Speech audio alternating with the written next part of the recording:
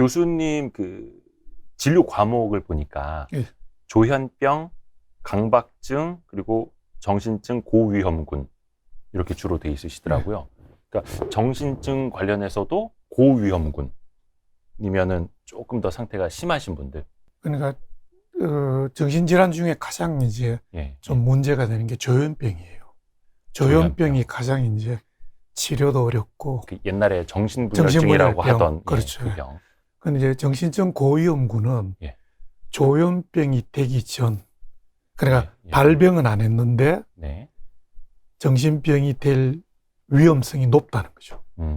그래서 그거를 정신증 고위험군이라고 해요. 그러니까 정신병이 아직 안 된 거죠. 그러니까 어떻게 보면은 발현되기 전이니까 조기 발견, 진짜 중요해요. 조기 치료.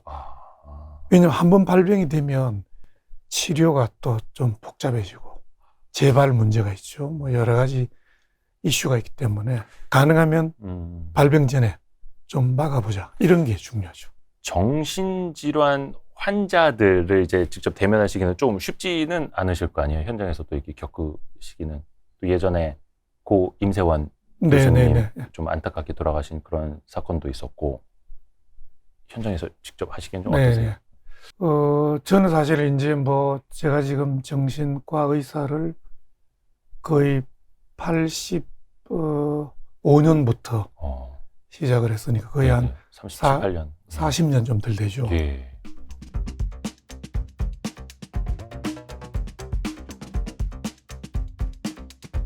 그러니까 어떻게 보면 이제 뭐 제가 그 환자분들 볼 때에도 그냥 특별히 뭐 환자다 이런 느낌은 안 들어요. 사실은. 네네네.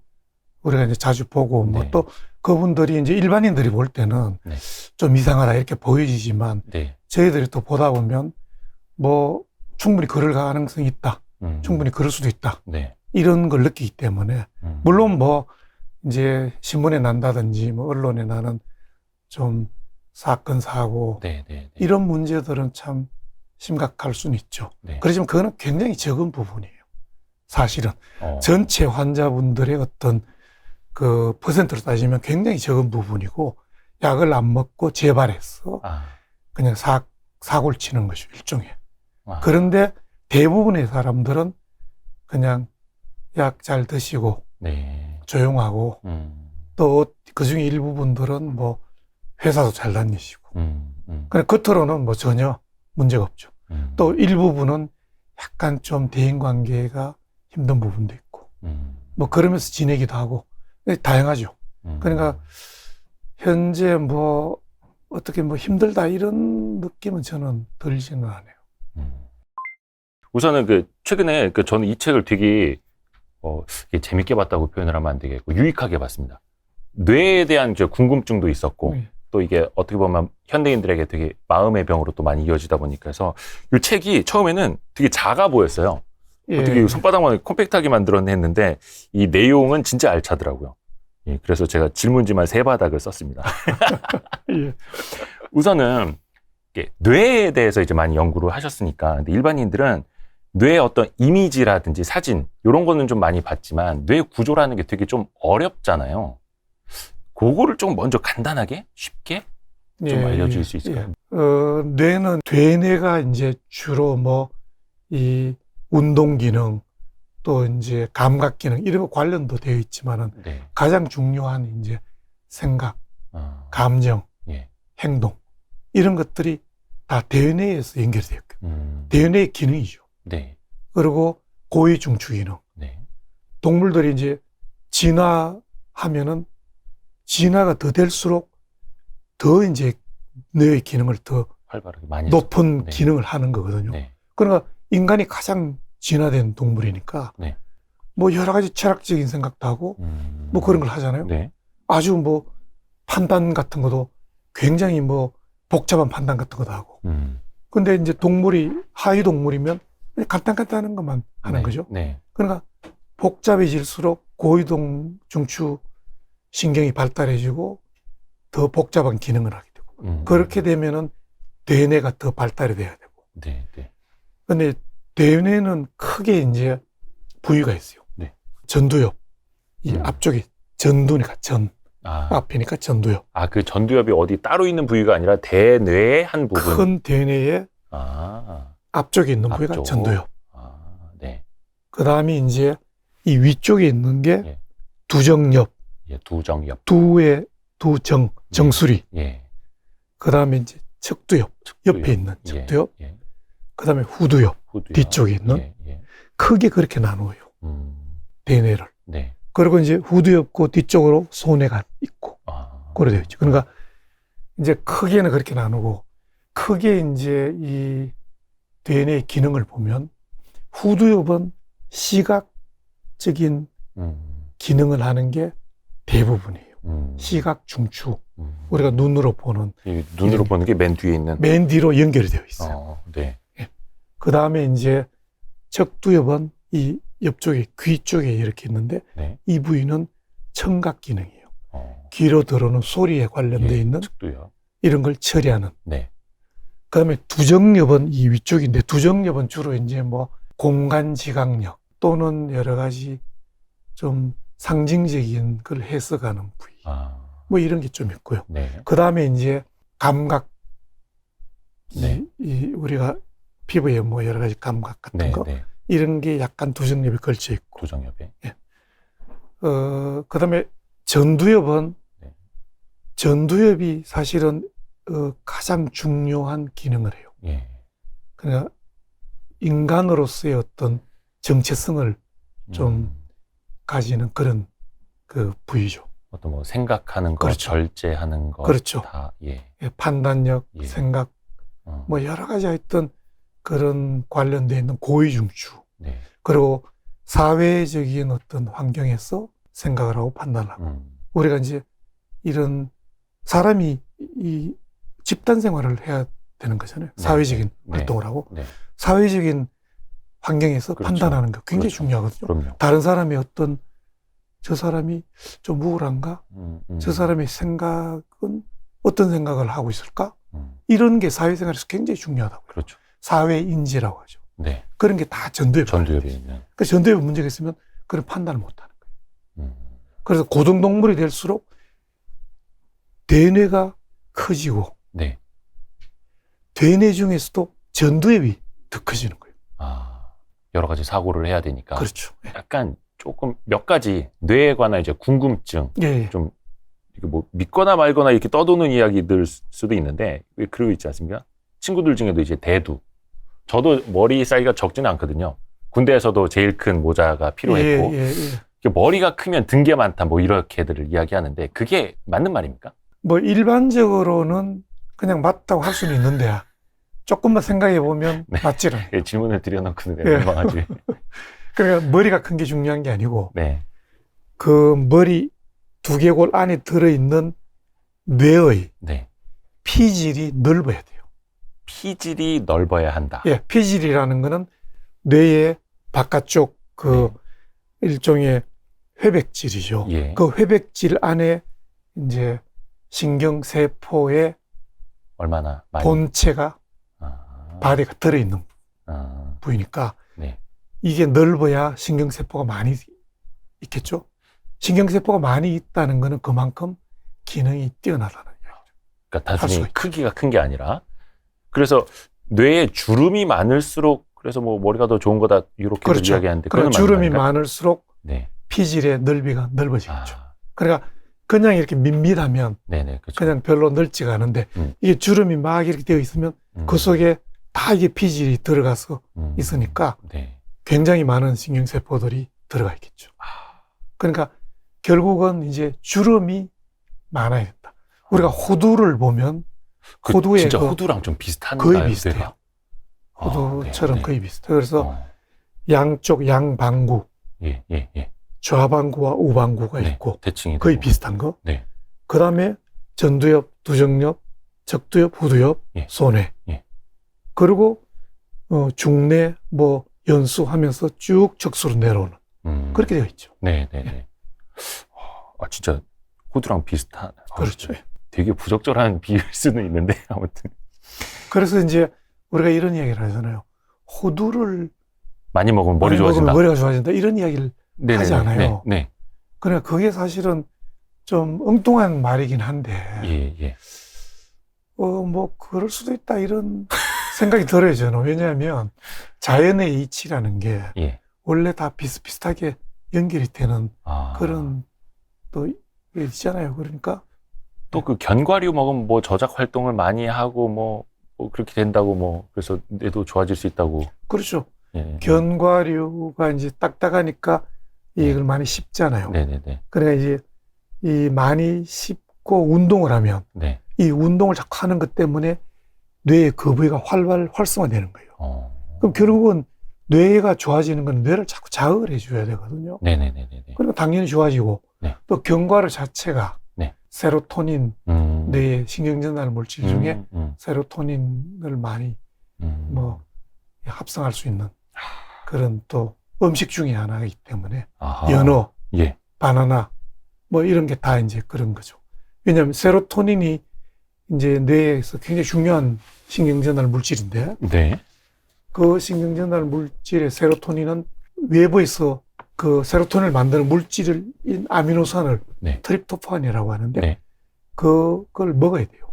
그걸 먹어야 우리 몸에서 그걸 가지고 세로토닌을 만들어요. 네. 그걸 많이 먹어줘야 되죠. 그래서 그런 물질을 많이 먹는 게 근데 중요하죠. 그게 또 견과류에 견과류에 많이 좀 있는. 풍부하죠. 예. 절대 마케팅에서 실패하지 않는 뭐 3가지 있다면서요. 뭐 여자들에게는 살 빠진다. 예. 남자들에게는 머리카락이 많이 난다. 예. 아이들에게 머리 좋아진다. 이러면 무조건 잘 팔린다고. 예. 그래서 요거는 사람의 뇌는 언제 어떻게 발달이 되는가를 예. 좀 여쭙고 싶은데 예.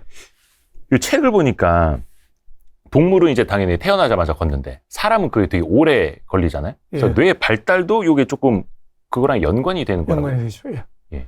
IQ가 좋아진다. 머리가 좋아진다. 네. 한 몇 년 전에 미국에서 네. 연구가 있었는데 네. 공부하려고 노력하고 막 해서 성적이 어느 정도 좋아지는가를 연구한 게 있어요. 열심히 공부를 해서 시험을 잘 보는 게 아니라 머리의 지능 지수 자체가 올라가는 거예요. 아니요. 공부하는. 성적이 좋아지는 거예요. 성적. 예. 네. 그거는 시험을 잘 보는 거죠. 네. 그러니까 아무리 노력해도 20%를 더 이상 올릴 수가 없어요. 결국 그 이야기는 거의 80% 이상의 성적이라는 게 선천적인, 유전적인. 이미 결정돼 있다는 거죠. 너무 절망적인 얘기 아닙니까, 절망적이죠. 교수님? 그래서 지능, 네네네. 성격 예. 이런 것은 유전적인 성향이 굉장히 많은 거다. 많은데 대개 한 연구에 의하면은 많게는 80%, 적게는 한 60%. 그래서 60%에서 80%는 유전적인 성향을 가지고 있다. 나머지 적게는 20%, 많게는 30~40%가 환경의 영향을 받는다. 그렇게 되어 있어요. 그렇죠. 인간의 예. 이 그런 뇌. 그래도 인간은 사회적인 동물이기 때문에 네. 유전적인 성향을 많이 받는데도 불구하고 환경의 영향을 적어도 받으니까. 20% 내지 30~40%는 받으니까. 받도록 되어 있는 거예요. 그만큼 많은 거죠. 네. 근데 동물은 네. 조금 덜한 거죠. 그래서 바로 이제 상대적으로 운동이나 네. 운동 기능이나 이런 게 중요한 거예요. 그러니까 생존을 하기 위해서 태어나자마자 바로 그래야 되는 거예요. 동물 같은 경우에. 동물은. 그렇죠. 제가 얼마 전에 TV를 보니까 네. 그 말, 얼룩말인가? 네. 바로 그 출산하고 하자마자 바로 일어나죠. 바로 막 일어나려고 부둥부둥 되더라고요. 네. 그러면서 막 노력하는데 좀 이렇게 막 노력하다 보니까 금방 그냥 네. 걷더라고요. 예. 그러니까 벌써 유전적으로 태어나자마자 걸을 수 있도록 프로그래밍이 되어 있는 거예요. 그렇죠. 그만큼 중요한 거예요. 네. 왜냐하면은 이거는 죽느냐 사느냐의 문제예요. 그렇죠. 걷지 못하면 죽잖아요. 바로 잡아먹기. 바로. 네. 거기에 비해서 인간은 뇌의 전체 기능 중에 네. 운동 기능이 그렇게 다른 동물처럼 중요하지 않다. 더 중요한 것은 그냥 환경의 어떤 영향에 의해서 이런 소위 말하는 집단 생활을 하는, 네. 사회생활을 하는 그런데 자극을 받고 거기에 따라서 뇌가 발달이 되는 이렇게 중요하다는 걸 상징적으로 보여주는 거죠. 그래서 그만큼 인간은 운동 기능이 발달할 때까지 1년 뭐 이렇게 되는 거죠. 그러니까 1년 이상 걸려도 그냥 보호를 하면서 그냥 환경의 영향을 받으면서 그런 뇌가 발달이 되는 게 더 중요한 거죠, 상대적으로. 그러니까 선천적인 영향이 굉장히 큰 거는 맞지만 후천적으로 사회적 영향도 무시할 수 없는 수준 그렇죠. 20-30% 정도가 예. 있으니 그래서 부모들이 너는 누구 닮아서 이렇게 공부를 못하니 이게 머리가 안 좋아 이걸 하면은 자기 얼굴에 침 뱉는 거라고 하는 것도 맞는 말이죠. 뭐 그런 측면도 있고 이제 이런 얘기를 하잖아요. 그 어린애들 뭐 걷지도 못하는 네. 애들 막 기어다니면서 막 하는 거 네. 이런 걸 보면 할아버지나 할머니가 예. 저놈 지혜비하고 똑같아 어릴 때 그런 얘기를 하잖아요. 하죠. 그거 어떻게 배워서 하는 게 아니거든요. 그래서 애들 뭐 잠버릇이라든지 그렇죠. 이런 것도 막 부모 닮고. 그거 다 유전적인 거죠. 그만큼 중요한 거죠. 또 이게 신기한 게 그 어릴 때 그래서 막 태교라든지 조기 교육 이런 거 되게 중시하시는 분들이 있잖아요. 근데 그게 조기 교육이 뭐 옳다 그르다 뭐 여러 가지 논쟁들이 있긴 합니다만 책을 보니까 뇌 발달의 80-90%가 5살 이전에 이루어진다고 그렇죠. 예. 하더라고요. 예. 전체적으로 보면 인간의 뇌는 한 5세경까지 7-80%가 발달이 돼요. 근데 그 발달이 된다는 거는 네. 완성이 된다는 건 아니에요. 완성은 뇌가 전체적으로 아니고? 발달이 되고요. 네. 사실은 1초에 한 100만 개 정도의 신경세포가 생성이 돼요. 어릴 때요? 어릴 때. 그 지금 뭐 제 나이 때 40대 그렇게 생기진 않을 거 아니에요? 줄어들겠죠, 아무래도. 이제 줄어들면. 상대적으로 이제 줄어들고 이제 폐화가 되는 거죠. 그러나 뇌 발달이 될 때는 그만큼 많이 막 생겨나요. 그러다가 한 5세경까지 그만큼 많이 하다가 네. 이제 사춘기 정도까지 올라가면 네. 실제로 우리가 성인에서 필요한 신경세포보다 한 2배 정도가 만들어져요. 그러니까 2배 정도 만들어졌다가 네. 사춘기가 되면 네. 그때 소위 말하는 가지치기라는 게 일어나요. 필요 없는 거를 잘라내요. 우리가 그 나무가 겨울을 날려면 네네네. 쓸모없는 가지는 쳐야 되잖아요. 그렇죠. 왜냐하면 쓸데없이 영양분을 밑에서 먹으면 안 되니까. 이렇게 가지 친 것처럼 살아있는 걸 치면 안 되고요. 네. 이거는 이제 실내에서 충분히 영양 공급을 하고 이러니까 네네네. 굳이 뭐 가지치기를 안 해도 되지만 저 바깥쪽에 추운 겨울을 날려면 필요 없는 건 쳐야 되거든요. 그래야지만 효율적으로 영양분을 조금만 이렇게 뿌려서 그렇죠. 흡수를 해도 살아나죠. 근데 뇌도 그래요? 그러니까 뇌도 이제 실질적으로 사춘기까지 거의 한 2배 정도 이제 만들어졌다가 그 다음에 필요 없는 그 신경세포를 가지를 쳐야 되는 거예요. 근데 그때 이제 대부분은 필요 없는 것을 가지를 치죠. 그렇죠. 그리고 필요한 것 주로 우리가 많이 사용을 하고 이런 거는 발달이 되고 필요 없는 거는 가지치고 그러면서 이제 소위 말하는 그 이후의 세상을 살아가는 뇌가 어느 정도 형성이 되는 거예요. 그러면 그게 어떤 거를 가지치기 하는지는 누가 선택하는 거예요? 본인의 어떤 평소 학습이라든지 이런 거에 따라서 그럼 좌우가 되는 거죠? 그렇죠. 그래서 환경적인 게 중요한 거예요. 예를 들면 어떤 사람은 음악적인 어떤 굉장히 재능을 가지고 있다. 그럼 음악적인 거라는 거는 청각적인 게 중요하잖아요. 측도요. 그러니까 선천적으로 이렇게 발달해 있는 사람이 있어요. 그리고 절대 음감을 가지고 있는 사람. 이런 건 다 일종의 유전적인 성향이거든요. 그러니까 그런 게 있는 거는 유전적으로 중요하지만 어쨌든 간에 외부에서 자극을 자꾸 받으면서 발달이 되는 게 중요하거든요. 어떤 학습을 한다든지 자극이 중요하거든요. 그냥 그런 선천적인 특징을 가지고 있더라도 외부의 자극을 별로 주지 않고 그냥 지내면 그냥 보통 사람처럼 지내는 거예요. 근데 그런 성향을 가지고 있는 사람이면 자극을 주면 더 발달이 되고 또 보통 사람이라도 자극을 계속 주면 그 부위가 발달이 되죠. 그래서 문제가 이제 과연 그냥 환경적인 영향으로 어디까지 발달이 될까 중요한 이슈 중에 하나예요. 예를 들면 지금 교육하고도 다 연결이 될 그렇죠. 테니까요. 바둑을 예를 들면 이창호 국수가 과연 선천적으로 그런 능력을 어느 정도 가지고 있어서 그 경지에 올랐는가 아니면 그냥 후천적으로 그런 노력을 해서 그게 올라 있는가. 네네네. 이런 게 이슈거든요. 그럼 누구든지 그냥 충분히 뭐 계속 어릴 때부터 학습을 하고 하면은 그 경지에 이르는가. 네. 저는 불가능하지 않을까 이런 생각이 들어요. 후천적인 게 없다면?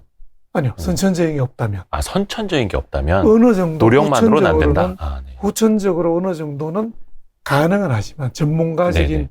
그런 레벨의 수준에 올라가긴 하지만 그거를 뛰어넘는 정말 뭐 이창호 국수나 뭐 그 이외에 다른 뭐 네. 그 어떤 분야에 굉장히 뛰어난 분들 있잖아요. 그런 분들은 선천적인 뭐가 있기 때문에 후천적으로 또 영향을 받고 그렇죠. 그래서 되는 거지 후천적인 자극이나 배움만으로는 그 분야에 어느 정도까지는 되겠지만 중간 이상은 되겠지만 아니요. 중간 이상이 되죠. 네네네. 그러니까 뭐 전문가가 될 수는 있죠. 네네네. 하지만 그 전문가 안에서도 정말로 탑티어. 예. 완전히 뭐 10년, 100년에 한 명 나올까 말까. 이런 거는 그렇죠. 어렵지 않을까. 맞습니다. 예, 그런 생각이 듭니다. 그렇죠. 아마 내가 달리기 연습을 열심히 한다 하더라도 뭐 세계 최고의 육상 선수들 뭐 따라갈 수 없는 것처럼 그렇죠. 똑같죠. 그리고 이게 이제 저희 PD의 질문인데요. 예. 이게 뇌를 안 쓰면 좀 후퇴가 되느냐, 그리고 또 뇌를 너무 많이 써도 쇠퇴가 되느냐, 요걸 궁금해 하더라고요. 그러니까 한 달에 책을 한 권 읽을까 말까 한 사람이 이런 거 물어봐고 되게 좀 저도 의아하긴 한데요. 일단은 첫 번째, 너무 많이 써도 쇠퇴합니까? 뇌가? 사람마다 다를 것 같아요. 그러니까 어떤 사람은 뇌에 소위 말하는 리저와 영어로 이야기를 하면 네. 어느 정도의 그릇으로 따지면은 그릇이 좀 크다. 네. 그러면은 많이 써도 충분히 견디죠. 네. 그리고 많이 쓸수록 더 좋아지는 거죠. 네. 근데 그 그릇으로 따져서 조그만한 그릇이다. 그럴 경우는 그게 어느 정도는 발전하는데 그 그릇이 담을 수 있는 한계를 벗어날 정도로 많이 쓰면 소위 좀 피로도 생기겠죠. 또 그 과정에서 받는 스트레스도 있을 거고. 그게 이제 스트레스와 연관이 돼요. 네. 그래서 스트레스가 그 사람이 견딜 수 있는 또는 회복 탄력성, 뭐 충분히 그런 게 있는 분들은 관계없지만 그게 약한 사람들은 많이 뇌를 쓰고 많이 자극을 받으면 정말로 번아웃이 될 수도 있어요. 그 몸의 면역력이 떨어지는 것처럼 그렇죠. 뇌도 마찬가지로. 네. 그리고 뇌세포도 스트레스를 많이 받으면 없어져요. 죽어요. 그래서 그 이미 연구가 다 되어 있죠. 네네네. 스트레스를 많이 받아가지고 뇌세포가 점점점 돌기도 줄어들고 네. 죽죠. 그래서 사람마다 좀 달라요. 다르고 일반적으로 과도한 스트레스를 받으면 좋지 않죠. 그 다음에 이제 많이 사용을 한다. 당연히 많이 사용을 하면 사용하는 뇌의 관련되어 있는 뇌 신경망이 발달을 하죠. 그러니까 좋아지는 거죠, 기능이. 또 반대로 안 쓰면은 또 이것도 자연스럽게 안 쓰면 당연히 그 신경망이 쇠퇴하죠. 아까 막 가지치기 한다는 것처럼. 퇴화 되죠. 예. 어릴 적에 왜 부모님들 그러잖아요. 커피 마시면 머리 나빠진다고. 뇌세포 빨리 죽는다고. 막 이런 거는 혹시? 지금 이제 커피는, 지금 연구에 의하면 커피 자체가 치매를 예방하는 기능이 있다. 이렇게 이야기를 해요. 그게 지금 대부분 연구가 그렇게 나오고 있고요. 빨리 좀 한 모금 드시죠. 예, 안 그래도 제가 지금 먹을 생각입니다. 근데 이제 많이 먹으면 네. 이게 이제 카페인이 좀 자극을 시키잖아요. 네. 그래서 너무 자극이 되기 때문에 네. 또 뭐 잠자기도 어렵고 주의 집중력이 이렇게 올라가서 네. 긴장이 되고 이런 게 별로 좋지 않죠. 그래서 적당히 먹는 거는 좋죠. 근데 긴장감이 좀 떨어질 땐 떨어져 줘야 되는데. 그렇죠. 네, 그래서 제 생각에는 하루에 한두 잔 정도는 괜찮지 않을까, 오히려 좋지 않을까, 안 먹는 사람보다. 근데 이제 그거는 성인 이야기일 텐데. 그렇죠, 성인. 어린이나 청소년기에 뇌가 막 이제 신경세포를 막 1시간에 10,000개씩 만든다 그랬나? 100만 개. 100만 개? 1시간에 100만 개? 아니 1초에. 1초에 100만 개. 네, 아무튼. 그러니까 엄청나게 뇌세포를 만들어내고 있을 때 뭐 커피를 먹거나 이러면은 조금 먹으면 자극이 될 수도 있죠. 아. 근데 뭐 조금 많이 먹으면 아무래도 그게 좀 문제가 생길 수 있죠. 그래서 모든 게 네. 적절해야 돼요. 항상. 그 스트레스라는 게 너무 많아도 스트레스가 문제고, 네. 너무 적어도 스트레스가 되는 거죠. 그래서 이게 커브가 이 U자의 거꾸로 네. 되어 있는 네. 형태예요. inverted U shape. 적어도 문제고, 너무 적어도 많아도 문제고, 문제는 적절히 곡선. 되어 있어야 긴장도가 유지가 되고, 네. 또 그런 뭐 여러 가지 수행 능력도 올라가는데, 너무 적어도 스트레스가 돼가지고 문제고, 많아도 스트레스죠. 근데 우리나라는 많은 게 문제예요. 사회적으로도 그렇고 스트레스가 너무 많아요. 그렇죠. 각종 뉴스에 뭐, 그렇죠. 뭐 빨리빨리 뭐 문화에 빨리빨리 성과, 뭐, 예, 그런 게 문제죠.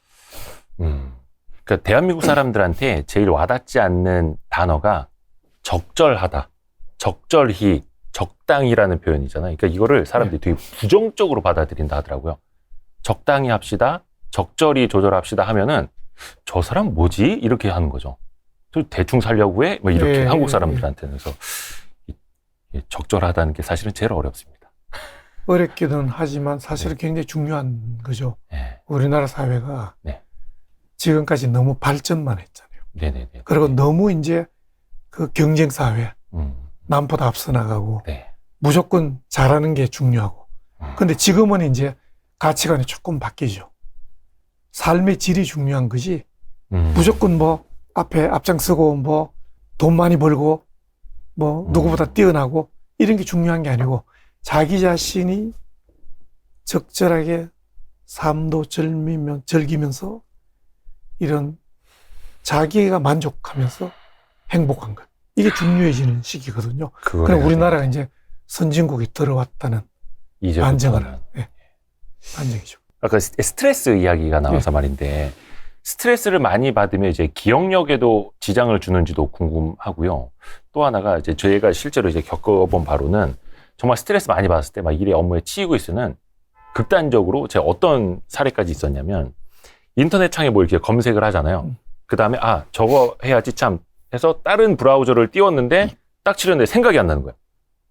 내가 지금 뭐 치려고 했지? 또 다른 내가 뭐 검색하려고 했어? 이게 몇 년 전에 굉장히 심할 정도로 왔었거든요.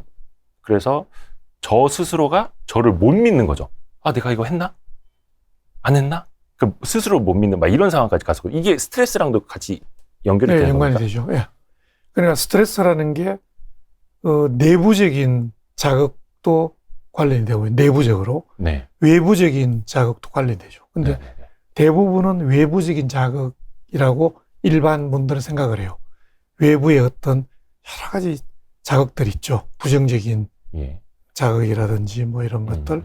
그러니까 그런 굉장히 많은 자극들이 스트레스거든요. 네. 그러면은 자극이 굉장히 많기 때문에 거기에 주의 집중을 하려면은 주의 집중이 분산되겠죠. 그러면 그게 기억력과 관련이 있어요. 기억력은 기본적으로 주의 집중력이 잘 이루어져야 돼요. 주의가 분산이 되면 기억이 잘 되기 어려워요. 그게 첫 번째 단계예요. 그러나 당연히 스트레스가 많다는 거는 그만큼 여러 가지 다양한 자극에 노출이 많이 되어서 힘든 거예요. 그러니까는 하나의 주의 집중을 못 하는 거죠. 그럼 기억하기가 어려운 거예요. 이거 했다 막 처리하려고 하니까 스트레스를 받죠. 그리고 막 하다 보니까 내가 뭘 했지 주의 집중력이 분산이 되는 거예요. 그러나 기억을 하기 어렵죠. 그래서 문제가 되는 거죠.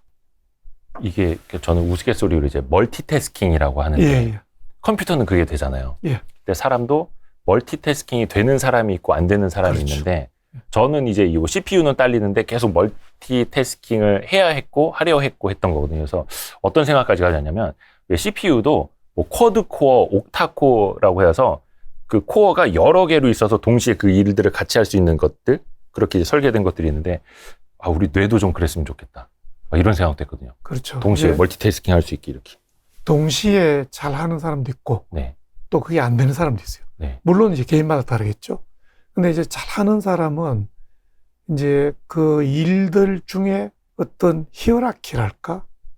좀 중요하고 중요하지 않고를 잘 그거를 조직화하는 사람인 것 같아요. 우선순위, 막 이런 예. 배치. 그냥 아무렇게나 막 뭐 10가지 일을 한다. 그러면은 할 수가 없어요. 네, 네, 네. 그렇지만 그게 요거는 요 정도로 중요하고 이거는 굉장히 중요하고 요거는 뭐 어떻고 이런 걸 잘하는 사람은 거기 기억을 잘하게 돼 있어요.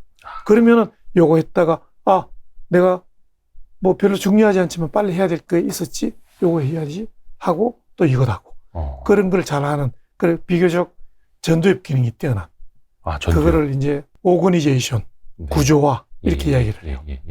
잘 이렇게 구조화를 해서 그런 능력이 있는 사람은 잘 처리를 할 수가 있죠. 저도 나름 그걸 한다고 했다가 네. 제일 중요한 거를 잘못 생각했다가 빠뜨리고 막 또 네. 뭐 미팅 약속 펑크는 뭐 이런 적이 있어가지고. 그렇죠. 대부분의 현대인들은 중요한 것이지만 빨리 할 필요가 없는 게 있고요. 중요하지 않은 건데 빨리 해야 되는 게 있어요. 극단적으로. 네, 네, 네. 우리가 보통 사람들이 4가지 이야기 하잖아요. 네, X축에서는 뭐 중요하고 중요하지 않고 Y축은 빨리 해야 되고 빨리 해야 되지 않고 네. 이렇게 해서 뭐 4가지가 있다. 네. 중요하고 빨리 해야 되는 거.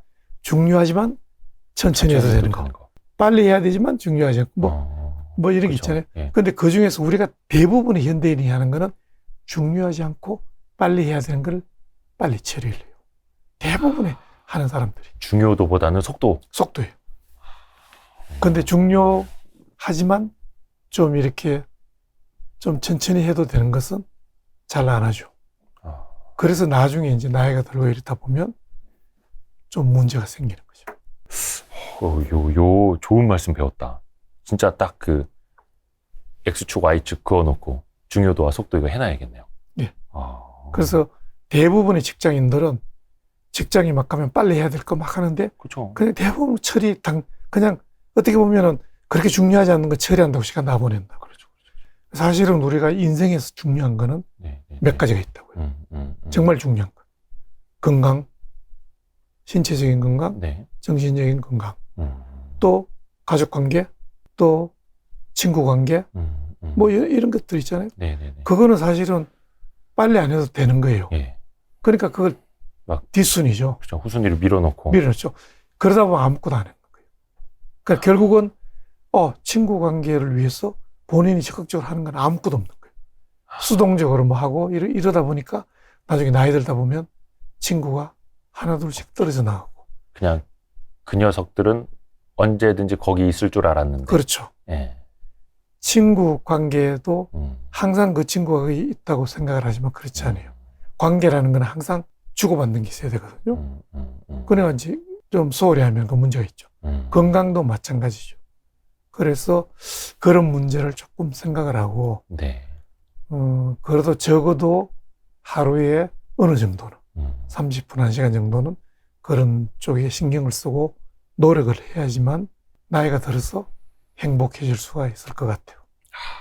진짜 중요한 말씀 해주셨다. 저도 사실은 그런 노력을 해본 적이 별로 없는 사람인데, 나이가 들다 보니까 정말 중요하다 이런 생각이 들어요. 그러니까 많은 현대인들이 사실은 그 어떤 중요도보다는 누가 뭐 시키거나 그렇죠. 아니면 데드라인이 있거나 이런 일부터 해야 되니까 일단 속도부터 굉장히 중시하는데 그렇게 하다 보면 진짜 중요한 걸 빼놓을 수가 있겠네요. 이거 진짜 갑자기 너무 중요한 말씀. 보통 사람은 하루에 꿈을 정상적으로 2개 내지 3개는 꾸게 되어 있어요. 그런데 문제는 깨어나고 난 다음에 금방은 기억을 하는데 조금 지나면 그냥 잊어버려요. 있죠. 왜냐하면 꿈을 꾸는 그 수면 그 기간이 있어요. 그러니까 우리가 자면은 수면을 취할 때 REM, REM 수면과 렘 수면. 비렘 수면을 나누거든요. 렘 수면이 깊은 건가요? 얕은 건가요? 그거는 이제 REM이라고 해서 Rapid Eye Movement. 눈동자가 막 빨리 왔다 갔다 하는 그러니까 그런 자고 시기가 있는데 있어요. 눈이 움직이는 거예요? 그렇죠.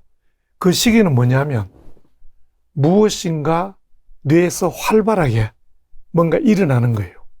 일어나는 것과 관련되어 있는 거예요. 그래서 그때 꿈을 꾸는 시기예요. 뭐 막 찾아내려고 하고 막 REM, REM sleep. 어디 도망가려고 하고 자기가 자기 전 그날 있었던 중요한 일에 대해서 뭔가 다시 되짚어 예. 뇌가 다시 되새김을 하는 거죠. 네네네. 되새김을 하면서 뭔가 활동을 하는 거예요. 네. 기억으로 보내기도 하고 장기 기억으로 보내기도 하고 네. 다시 한번 반추해보고 여러 가지 그걸 하면서 이렇게 하는 거예요.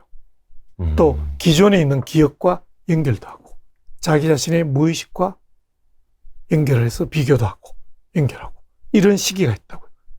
그리고 비렘 수면은 그런 꿈을 안 꾸는 시기죠. 그러니까 정상적으로 렘 수면이 있기 때문에 꿈을 당연히 꾸게 되어 있는 거예요. 단지 그걸 기억하느냐 마느냐의 문제인데 그러면은 그 동안에도 뇌는 쉬지 못하고 에너지를 쓰는 거 아니에요? 자기가 낮에 했던 여러 가지 자극, 이런 자극을 처리하는 거죠. 처리하는 기간이기 때문에 네. 뇌로 봐서는 쉰다기보다 활동을 하지만 그게 굳이 뭐 안 쉰다고 보기는 어렵죠. 왜냐하면 뇌가 쉬지 못하는 거는 네. 잠을 못 자고 예. 계속 그냥 자극을 받고 이런 게 쉬지 못하는 거지. 뇌로 봐서는 잠을 자면서 그 예. 기능을 하는 거예요. 자극을 컴퓨터로 따지면 절전 상태. 전원은 끄질 않았지만 네. 그냥 쉬고 있는 시기죠. 그러다가 한 번씩 이렇게 확 돌아가잖아요. 네. 그런 시기가 렘 수면이죠. 근데 그게 사실은 그런 처리를 안 하면 예. 뇌가 견디지를 못하는 거예요. 왜냐하면 뇌가 하루 종일 받은 자극을 네. 내가 처리를 해야 되는 거예요. 여기 막 꼬여 있는 것들을 그렇죠. 기억으로도 보내고 기존에 오랫동안 기억이 있던 것과 비교도 해보고 연관이 되는 거를 처리를 하면서 네. 어떻게도 해보고 뭐 무의식적인 내용과도 비교도 해보고 뭐 꺼내보고 이런 작업을 하는 거거든요. 그걸 해야 뇌가 편안해지죠. 그 작업을 안 하고 그냥 있으면 그냥 이 자극이 그냥 자극받은 그대로 그냥 있는 거예요, 뇌에서. 네. 그래서 잠이라는 게 굉장히 중요한 거예요. 그래서 약간 좀 정리해주는 그렇죠. 시간. 어떤 분들은 그런 이야기 하잖아요. 난 너무 꿈을 많이 꿔서 잠을 자도 잔 것 같지가 않고 쉰 것 같지가 않다. 그거랑도 어떻게 연관이 있을까요? 이제 그런 분들은 대개는 꿈을 꾸다가 예. 일어나서 조금 기억을 하다가 그 다음에는 잊어버려요. 있죠. 근데 스트레스를 많이 받는다든지 네. 본인의 상태가 조금 불안한 상태라든지 여러 가지 그런 상황이면 그 관련되는 꿈을 꾸겠죠, 당연히. 그러다 보면은 그 꿈을 기억을 조금 오래 하게 돼요. 임팩트 있는. 오래 하기 때문에 사람들이 나는 꿈을 많이 꾸어. 뭐 이렇게 하지만 그 꿈을 오래 기억을 하고 있다는 이야기죠. 네, 그만큼 네. 스트레스를 많이 받고 그런 거에 대해서 뇌가 많이 활동을 하고 있다. 또 신경 쓰느라고. 예, 활동을 하고 있기 때문에 그게 여러 가지 자극과 관련돼서 뇌가 그런 자극을 처리를 많이 한다는 이야기예요. 처리를 많이 한다는 건 스트레스를 많이 받는다는 거죠. 스트레스를 많이 받지 않으면 그냥 편안하게 처리를 하고 그냥 잊어버리죠. 일어나도 그냥 금방 잊어버리고 편안하죠. 잊어버려야 되는데. 그러니까 저는 그 같은 꿈을 계속 꾸는 약간 그런 것도 조금 있거든요. 예. 그래서 남자들이 이제 군대 가는 꿈들 종종 꾸잖아요. 저도 굉장히 자주 꾸거든요. 그 꿈을. 그리고 생방송에 지각하는 꿈. 예, 그런 것도 약간 강박 이런 게 조금 있고. 그저께는 태어나서 처음으로 제가 심장마비 걸리는 꿈을 꿨어요. 자다가 뭔가 빡 하면서 내가 심장마비다 이러면서 눈이 번쩍 떠졌어요. 아마 뭔가 의미는 있을 거예요. 예. 아마도 뭔가 죽음에 대한 어떤 그런 게 본인도 모르게 네네네. 혹시나 그날 낮에 네. 뭔가 뭐 무슨 자극을 받았든지 또는 혼자 생각에 혹시나 뭐 심장과 관련돼 있던 뭐 네네네네네. 그런 거. 뭐 본인이 인식을 못할 수는 무의식. 있지만, 예, 네. 그렇기 때문에 그 꿈으로 나타나는 거죠. 그러니까 꿈이라는 게 그냥 이렇게 아무 의미 없이 나타나기는 좀 어렵죠. 네네. 대개는 의미는 좀 있죠. 그래서 이제 꿈 분석을 한다든지 뭐 여러 가지 그런 걸 하는 거죠. 그러니까 그 프로이트 박사님인가? 그래서 그분도 어떤 뭐 꿈이라든지 무의식의 세계도 굉장히 그래서 연구를 많이 하시고 그 뇌랑도 같이 다 이제 그렇죠. 의식과 무의식이 예. 연결이 되는. 그렇죠. 예. 꿈을 꾸는 것 자체는 뭐 생물학적으로 뭐 90분 만에 뭐 렘 수면이 어쩌고 그러지만 네. 그 내용 자체는 네. 사람마다 다르거든요. 그러나 그 내용은 뭔가 무의식적으로 관련이 있는 거죠. 프로이드, 융 이런 분들이 다 그런 연구를 다 한 거죠. 예. 꿈 해몽도 그러면 이게 근거는 있는 거겠네. 그러면 또 이게 어쨌든 그게 이제 확률적인 거잖아요. 많은 사람들이 이럴 때 이러더라. 예를 들면 돼지 꿈을 꾸었다. 네. 그랬더니 뭐 좋은 일이 있었다. 네. 돈을 많이 벌게 됐다. 네네네. 그러면 한 1000명의 사람이 돼지 꿈을 꾸었는데 뭐 한 600~700명이 뭐 돈을 많이 벌었더라. 네. 네. 확률적인 문제이잖아요. 그 꿈 해몽도 결국은 확률에 의해서 오랫동안 네. 그렇게 되지 그렇죠. 않겠어요? 예. 그냥 누가 뭐 마음대로 그냥 그게 이렇게 아니라. 했지는 않을 거 아닌가요? 그러니까는 제 생각은 뭐 그게 뭐 황당하다 이렇게 보긴 좀 어렵겠지만 그렇다고 뭐 과학적이진 않죠. 과학적인 검증을 해보진 않은 거죠. 네네. 근데 과학적으로 검증을 해보면 아마도 아닐 가능성은 많아요. 왜냐면 확률적으로 조금 더 높다고 하더라도 실제로 우리가 연구를 해보면 차이가 없는 경우가 많거든요. 요즘 많은 분들이 저도 그렇고 사실상 종종 가는 길도 내비게이션 없이는 이제 못 가는 경우들 많잖아요.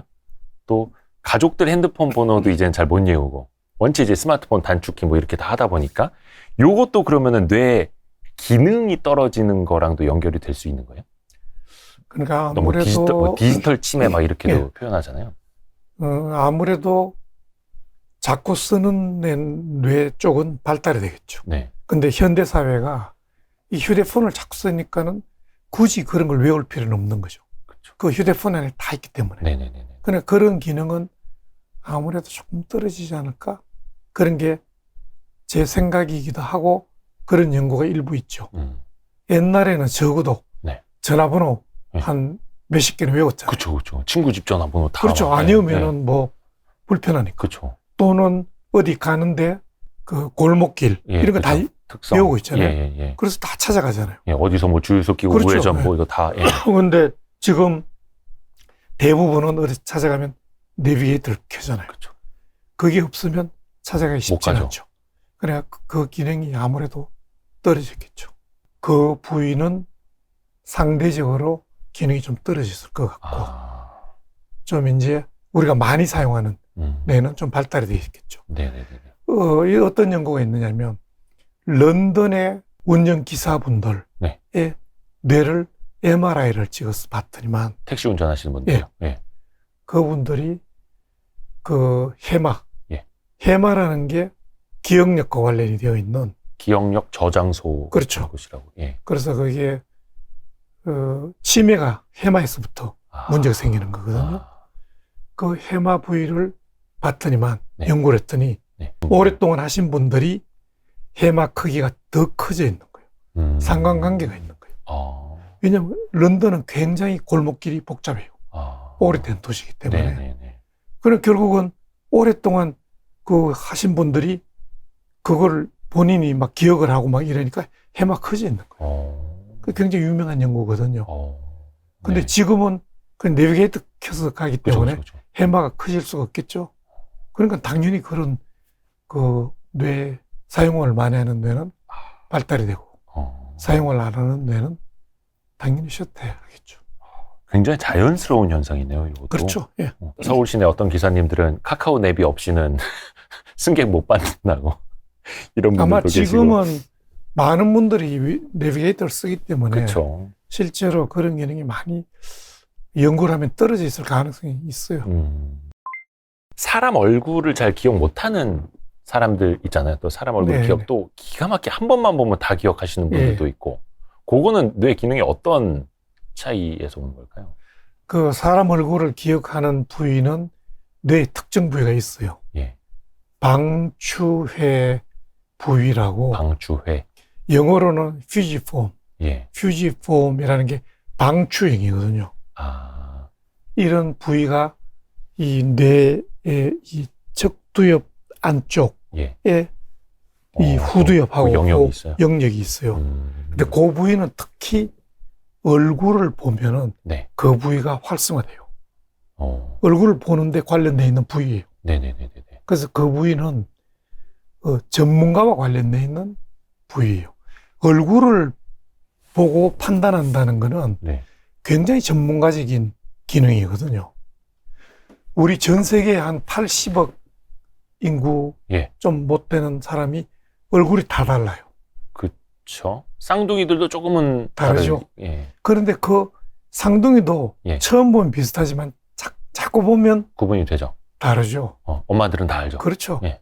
그래 얼굴을 구분하는 거는 굉장히 전문가적인 기능이에요. 네. 그래서 그 전문가 기능과 관련되어 있는 부위가 방추회, 네. 그 부위예요. 그래서 그 부위가 활성화되면 얼굴을 볼 때도 활성화되고 전문가들이 그 부위가 굉장히 발달되어 있어요. 어떤 특정 분야. 그렇죠. 이렇게. 예. 네. 그래서 그 부위가 문제가 생기면 네. 얼굴을 구분을 못해요. 사실 저도 사람 얼굴을 이렇게 잘 기억하는 편이 못 되거든요. 한번 그랬죠. 아, 어디서 봤더라, 이런 거. 그렇죠. 예. 아, 저 사람 누구더라. 예. 예. 그 부위가 많이 발달된 사람은 한 번 보면 금방 구분을 할 거예요. 이 서양 사람들 네. 이렇게 보면은 다 비슷해요. 처음에는. 그쵸. 다 비슷한데 자꾸 이제 보다 보면 구분이 되죠. 네. 그러면 서양 사람들이 한국인, 일본인, 중국인 처음에 구별을 못 해요. 그렇다 하더라고요. 예. 그냥 보면 이렇게 비슷비슷한데 자꾸 보다 보면 좀 구분을 하고. 우리는 일본 사람, 한국 사람, 중국 사람을 구분하잖아요. 보면 알 것 같죠. 예. 이 사람 일본 사람이야.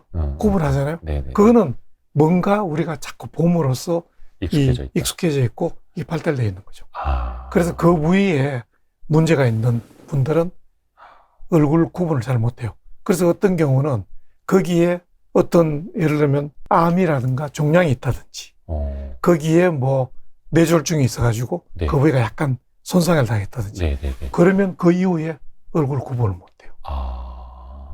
그래서 그 부위가 뇌 얼굴을 구분하는 부위, 그 다음에 전문가 기능과 관련되어 있는 부위, 그렇게 되어 있죠. 그러면 역으로 사람 얼굴을 잘 기억하려면 특정 분야의 전문가 되려면 그거를 계속 활성화하려고 노력하는 그렇죠. 그것도 방법이 되겠네요. 그렇죠.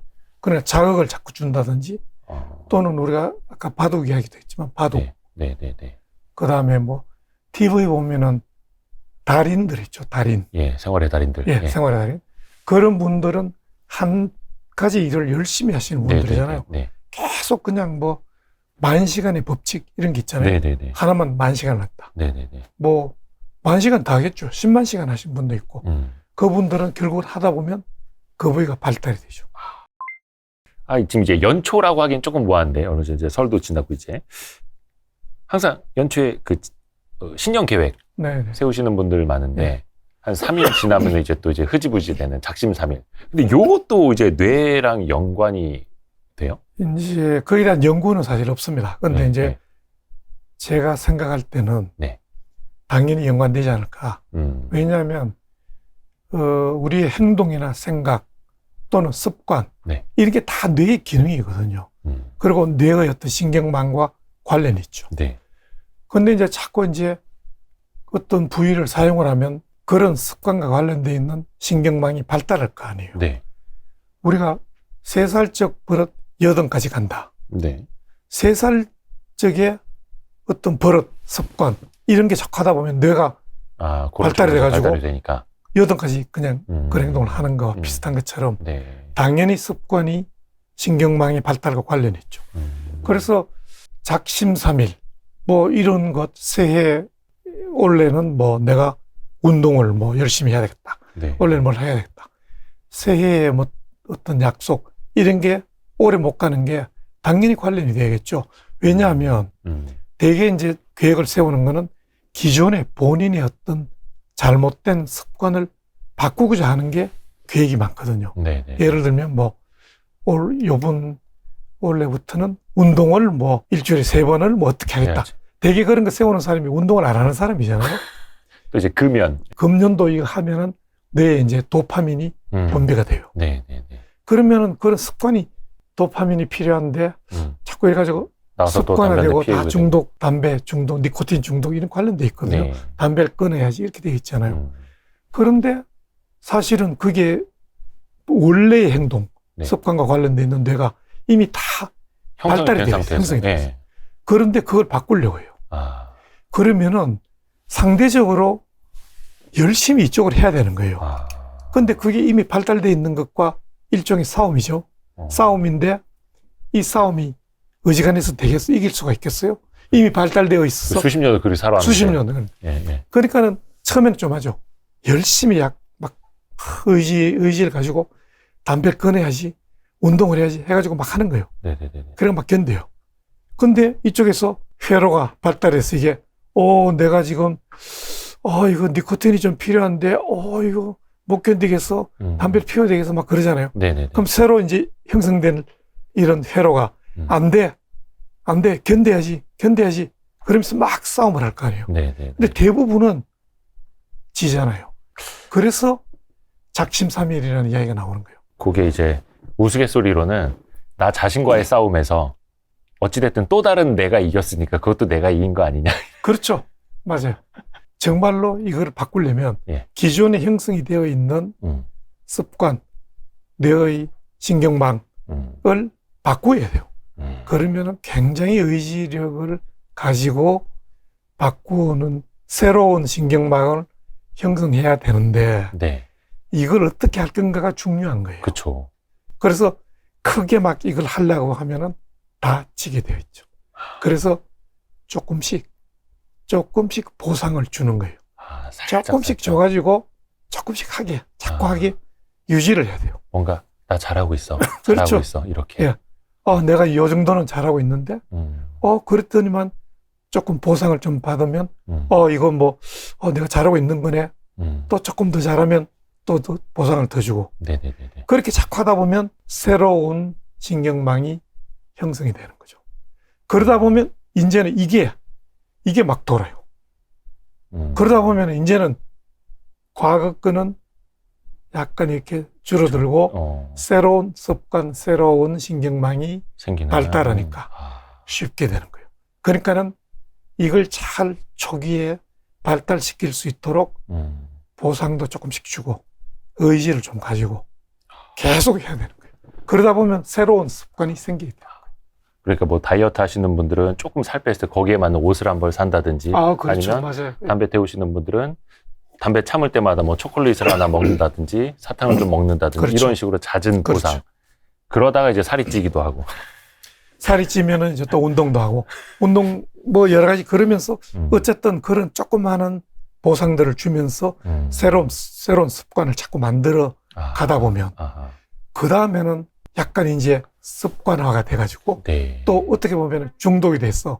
그죠. 안 하면 안 돼요. 운동을 자꾸 하다 보면 우리가 달리기 중독된다면서요. 예. 달리기 예. 하는 사람들이 기분이 러너스 하이. 예. 약간 좋아지는 몇십 분 뛰다 보면 무아지경에 빠진다고 막. 예. 그런 것은 좀 되고 예.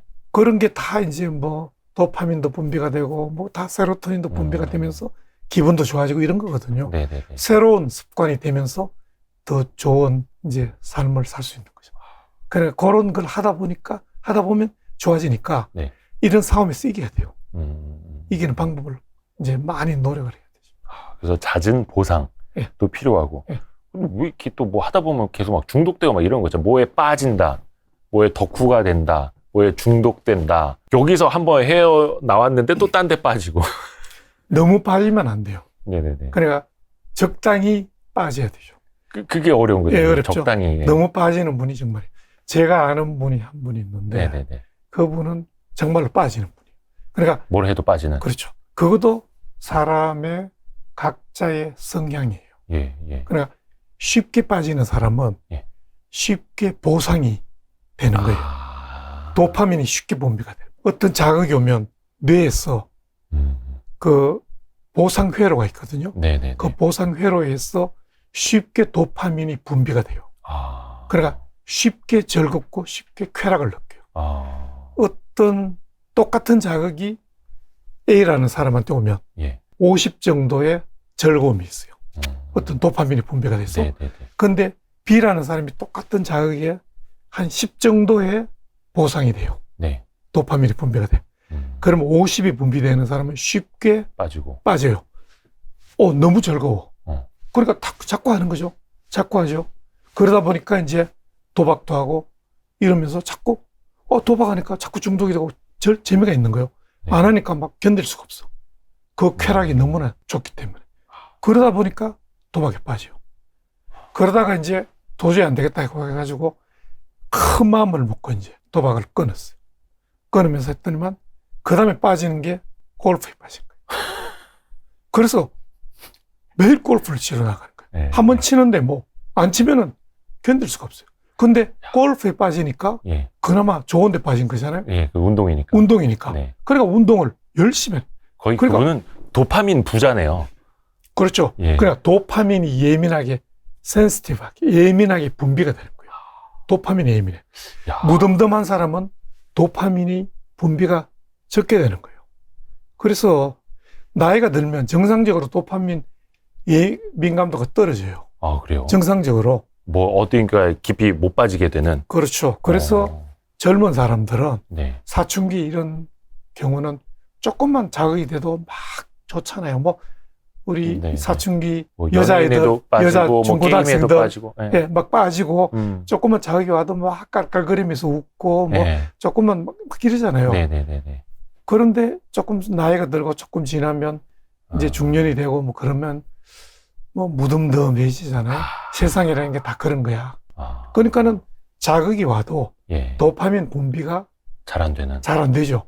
그러다가 아주 새로운 자극이 오는 거예요. 네. 그런 경우, 나이가 들었는데 젊은 여자분과 우연한 기회에 뭐 어떻게 사귀게 됐어. 네네네. 이게 너무 좋은 자극이야. 그러니까 새로운 자극이 확 들어오니까 뭐 정신을 못 차리는 거예요. 그러다가 또 문제가 생기기도 하고 막 이러죠. 일반적인 자극이면 그냥 무덤덤하죠. 네. 결국은 뇌 기능과 관련이 있는 거예요. 마음이라는 게 뇌에서 나오니까. 그렇죠. 그러면 예를 들어서 이제 어떤 건 되게 흥미가 없었던 건데, 예. 뭐 인위적으로, 뭐 실험적으로라도 어떤 건 대상을 보여주고 그때 뭐 도파민이 들어있는 뭐 알약을 계속 주기적으로 먹는다 그러면 나중에 이거에 대해서 되게 흥미를 갖게 되는 막 그럴 수도 있는 거예요. 이론적으로는. 그럴 수도 있죠. 어떤 실험을 보면 예. 생쥐를 가지고 네. 그 생쥐의 보상회로에 전극을 예. 꼽아가지고 네. 버튼을 누르면 네.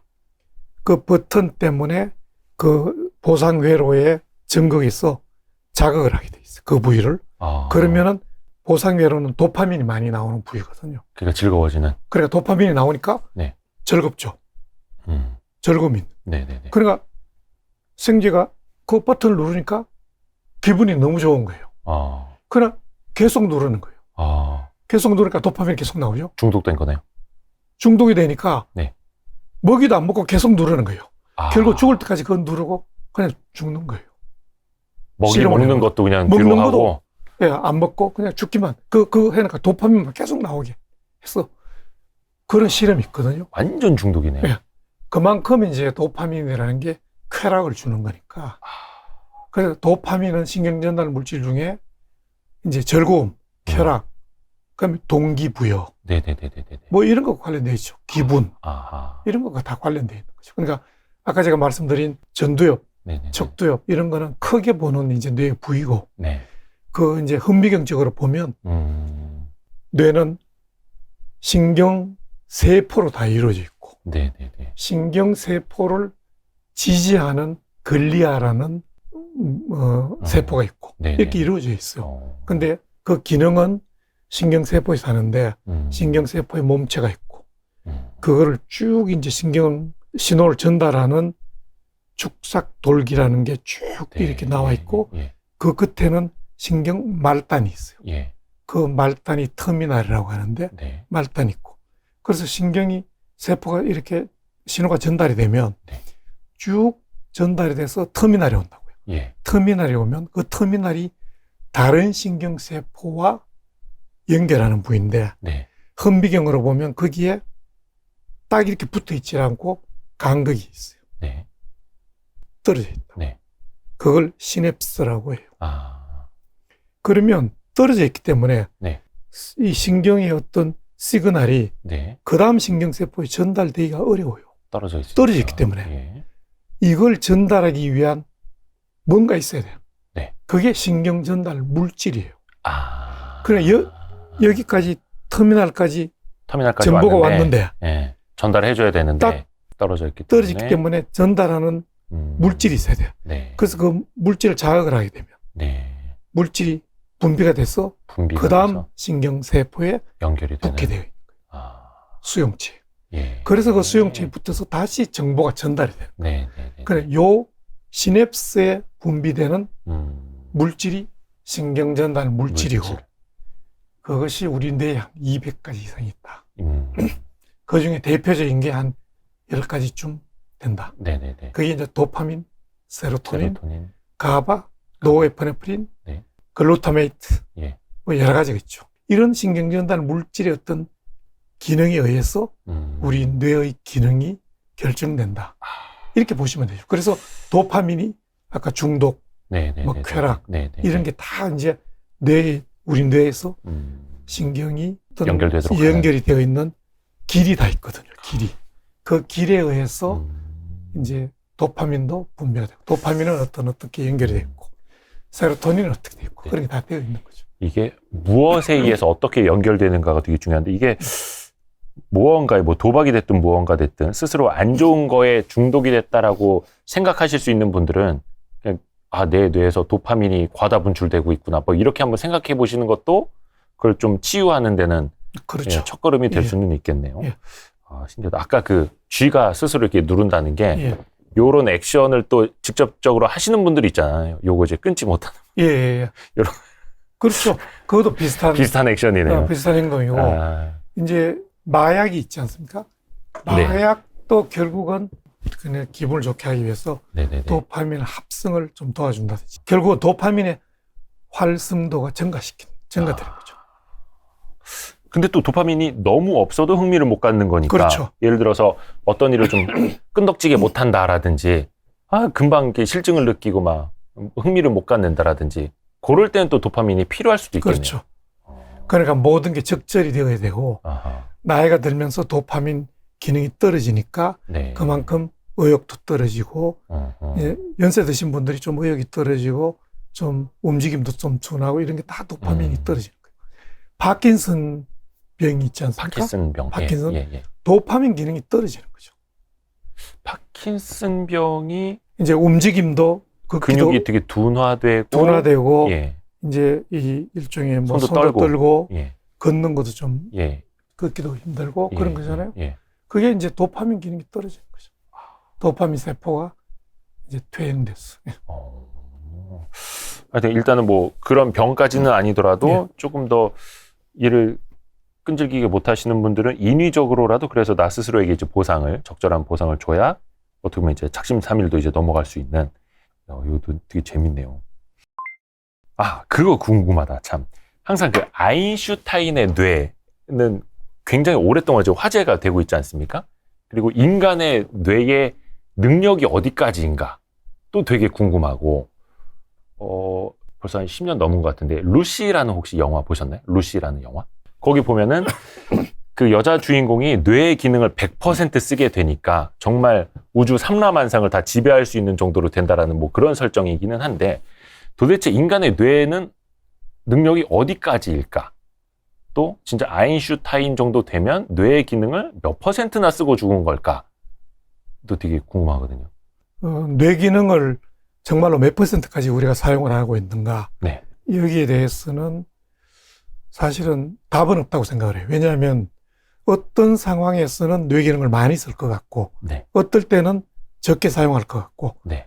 뭐 평균적으로 뭐 어느 정도 쓰는가, 이런 거를 뭐 다 다르겠죠? 하기는 다 다를 것 같아요. 네네네. 근데 아인슈타인의 뇌는 어떻게 되어 있냐면, 이제 사망하고 난 다음에, 그 뇌를 연구를 했더니만 이 척두엽과 두정엽, 전두엽 그 네. 사이에 골이 있다고요. 골. 그러니까 파여 있는 데죠. 네네네. 파여 있는데 보통 사람들은 거기에 그냥 이렇게 뇌 실질이 없이 그냥 파여 있는데 네. 아인슈타인을 봤더니만 거기가 차 있어요. 피질로. 그러니까 결국 그 이야기는 뭐냐면 그 부위에 신경세포가 많다는 거죠.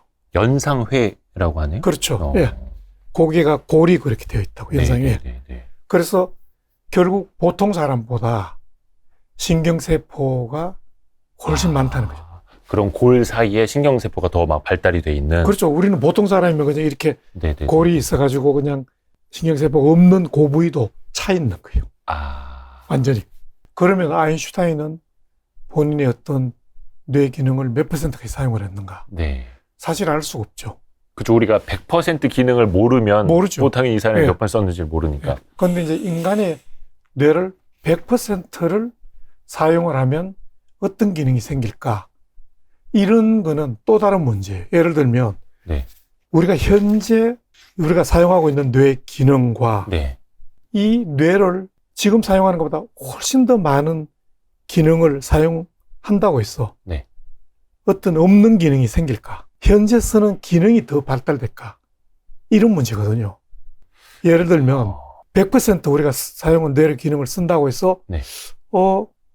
저 사람 마음을 내가 읽을 수 있을까?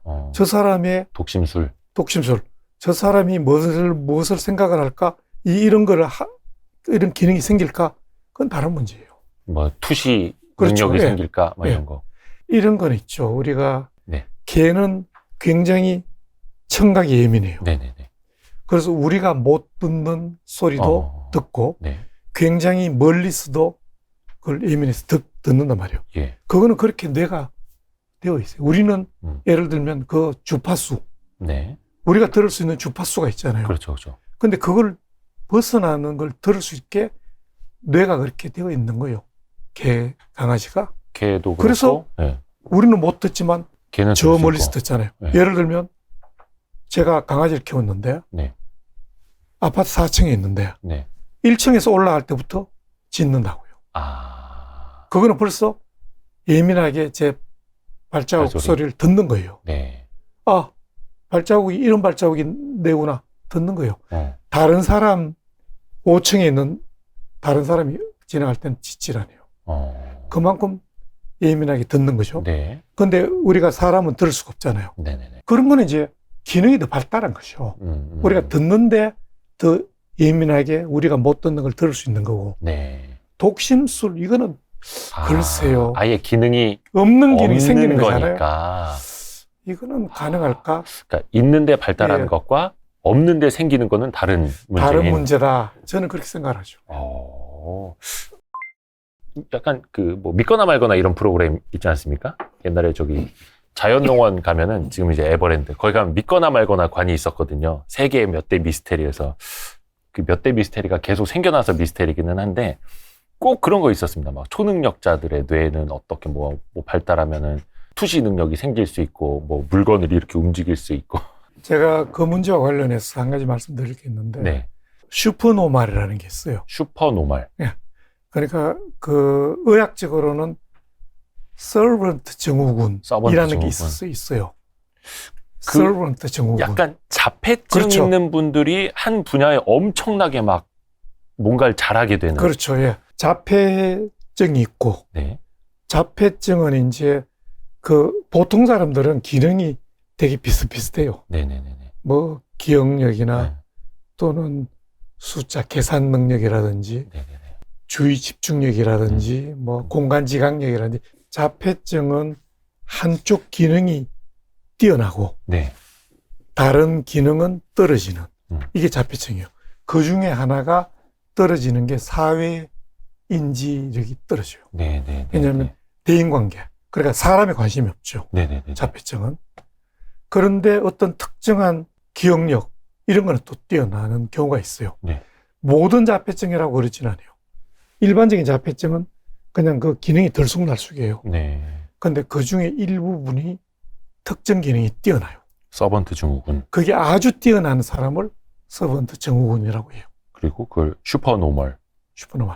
근데 그 중에 연구한 걸 보면 네. 다니엘 테메시라는 사람이 있는데 그분은 기억력이 굉장히 뛰어나는데 네네네. 원주율이 있죠. 파이 얼마인지 옛날에 중고등학교 다닐 때 알죠? 죄송합니다. 저는 3.14에 소수점 두 자릿수. 3.14. 예. 3.141592까지 저는 알죠.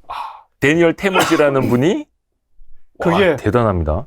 그게 그 원주율 파이에 예. 그 파이가 전혀 소수점이 아니라 끝나지 않는 숫자로 네네네네. 끝까지 가잖아요. 그 2만 자리 이상을 기억을 하는. 와, 5시간 동안 22,000여 자리에 달하는 숫자를 암기했다고. 암기하죠. 그 자리에서.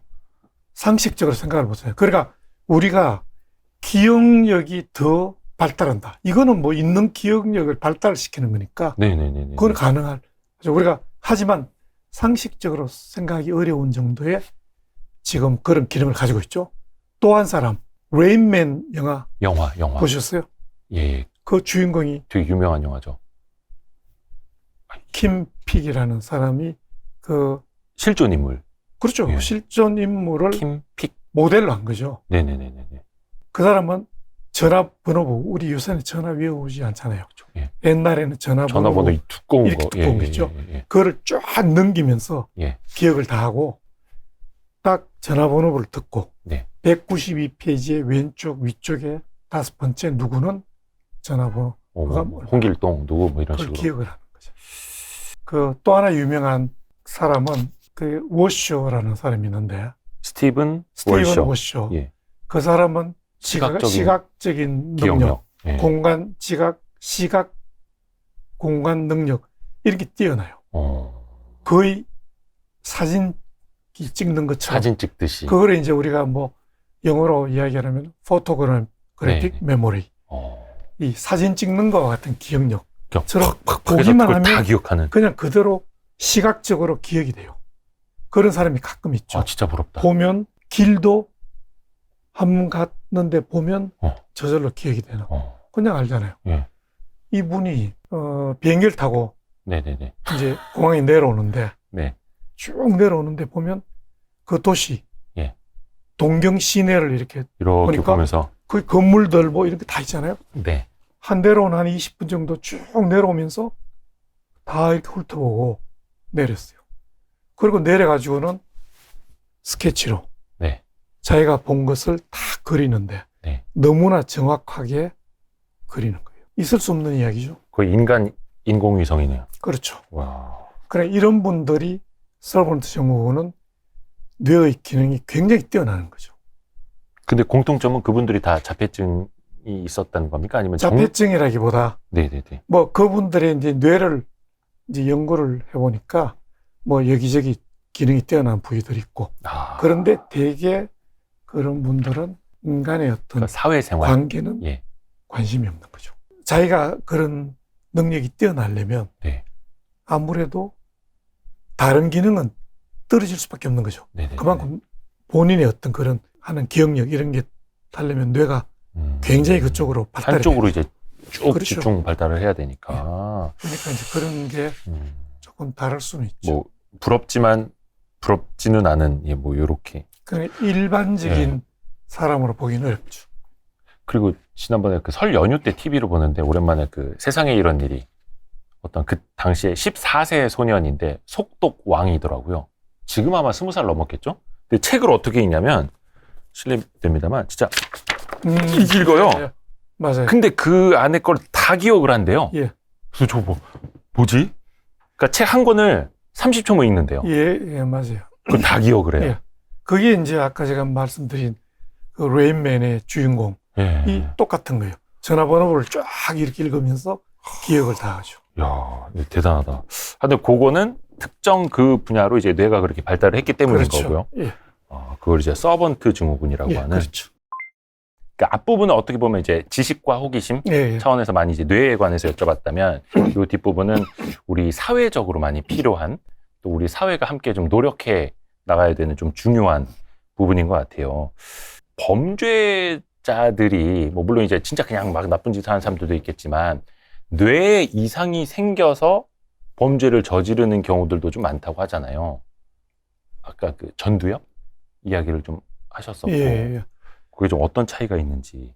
이제 일반적인 범죄자는 뭐 꼭 물론 문제가 있겠죠. 네네. 문제가 있는데 어딘가에 문제 있죠. 그냥 뭐 지금 현재 기술로 검사를 하더라도 꼭 어디 이상이 있다 이렇게 보기는 어렵지만 네. 이제 역사적으로 좀 그런 그 케이스들이 있죠. 예. 범죄를 저질렀는데 나중에 보니까 뇌에 뭐 종양이 있었더라. 그런 케이스들이 좀 있거든요. 네. 그 중에 이제 유명한 게 뭐 미국의 텍사스 오스틴 공대에 총기 사건이 있었거든요. 학생이.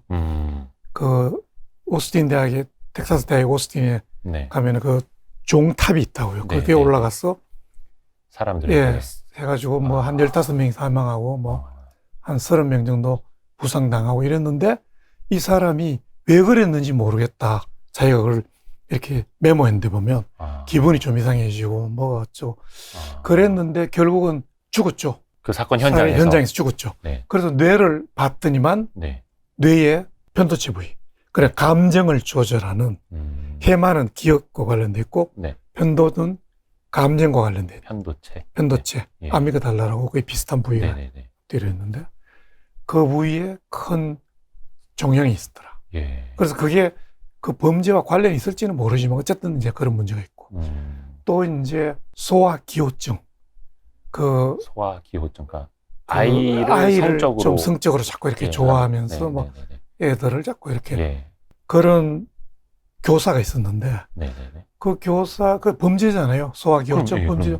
그래서 이제 MRI를 찍어봤더니 뇌에 또 그런 종양 비슷한 게 있는 거예요. 그래서 그 종양을 이제 치료를 받았더니 그게 없어진 거예요.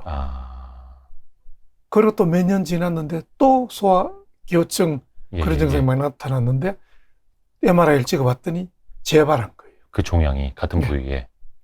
결국 그런 거는 그 뇌가 뇌 부위가 어떤 뭐 그게 꼭 범죄든 뭐 어떻든 간에 우리가 그냥 뇌 마음이나 정신일 거라 이렇게 생각을 하는 건데 그게 뇌의 기능이잖아요. 그 연결이 되는 거죠. 그러니까 모든 게 뇌 기능이죠. 또 그런 거 관련됐고 특히 이제 관심이 많은 게 이런 중범죄 또는 뭐 연쇄살인범 이런 게 문제잖아요. 그 연쇄살인범은 계속 연쇄살인을 하고 그 다음에 다시 나오잖아요. 다시 나오면 또 똑같은 행동을 한다고요. 그러니까 죄의식 자체가 없으니까. 그렇죠. 그래서 연쇄살인범을 보면은 이제 물론 뭐 그분의 인격도 있죠. 그분의 권리도 있지만 있겠죠, 인간으로서. 실제로 뇌를 보면 본인의 어떤 의식적으로 이렇게 하는 것보다 실제로 뇌가 그렇게 만드는 거예요.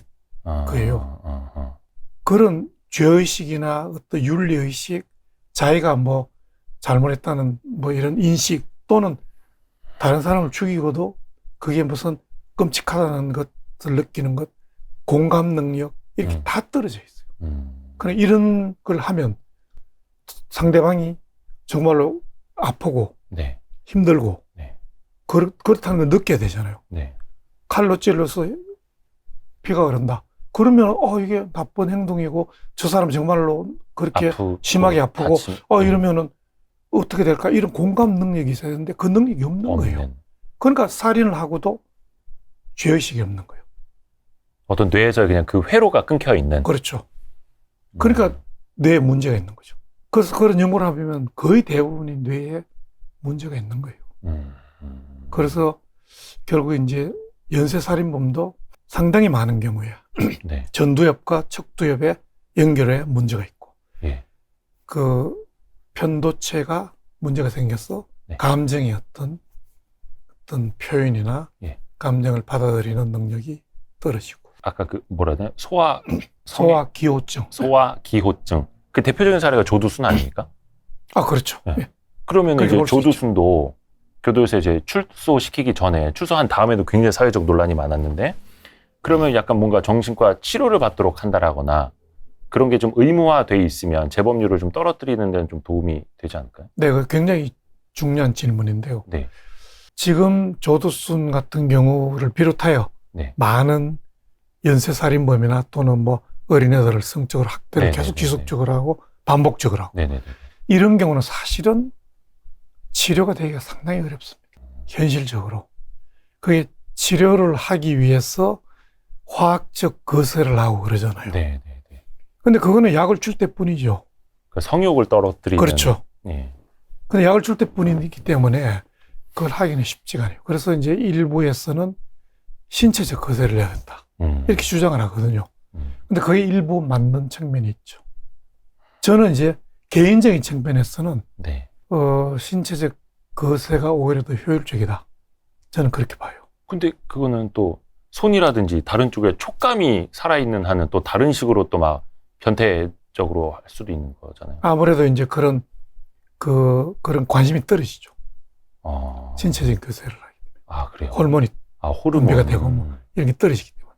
그래서 이제 그런 게 필요하다고 저는 생각을 하고 있고, 그렇지 않으면 본인이 의지로 뭘 했다 이러면은 뭐 그걸 뭐 벌을 주고 이렇게 해서 뉘우치고 이렇게 가능한데 그 정도를 넘어서는 경우가 많이 있거든요. 반복적으로 하고. 네네. 그런 경우는 정말로 예. 좀 문제가 있죠. 뇌에서부터 문제가 예, 있으니까. 예. 그거는 뭐 특정 뇌 부분을 어떻게 뭐 절단시킬 수도 없는 거고 뭐. 근데 이제 일단 과거에는 그런 걸 했죠. 실제로. 예. 실제로 뭐 전두엽을 수술로 도려낸다든지 뭐 이렇게 했는데 그게 뭐 상당히 비인간적인 방법이라서 하지를 못했죠. 그럼 지금도 하면 할 수는 있는 건가요? 할 수는 있죠. 그런 방법이 아니고 뭐 어떤 회로를 차단하는 자르는 수술을 한다든지 그런 건 가능하죠.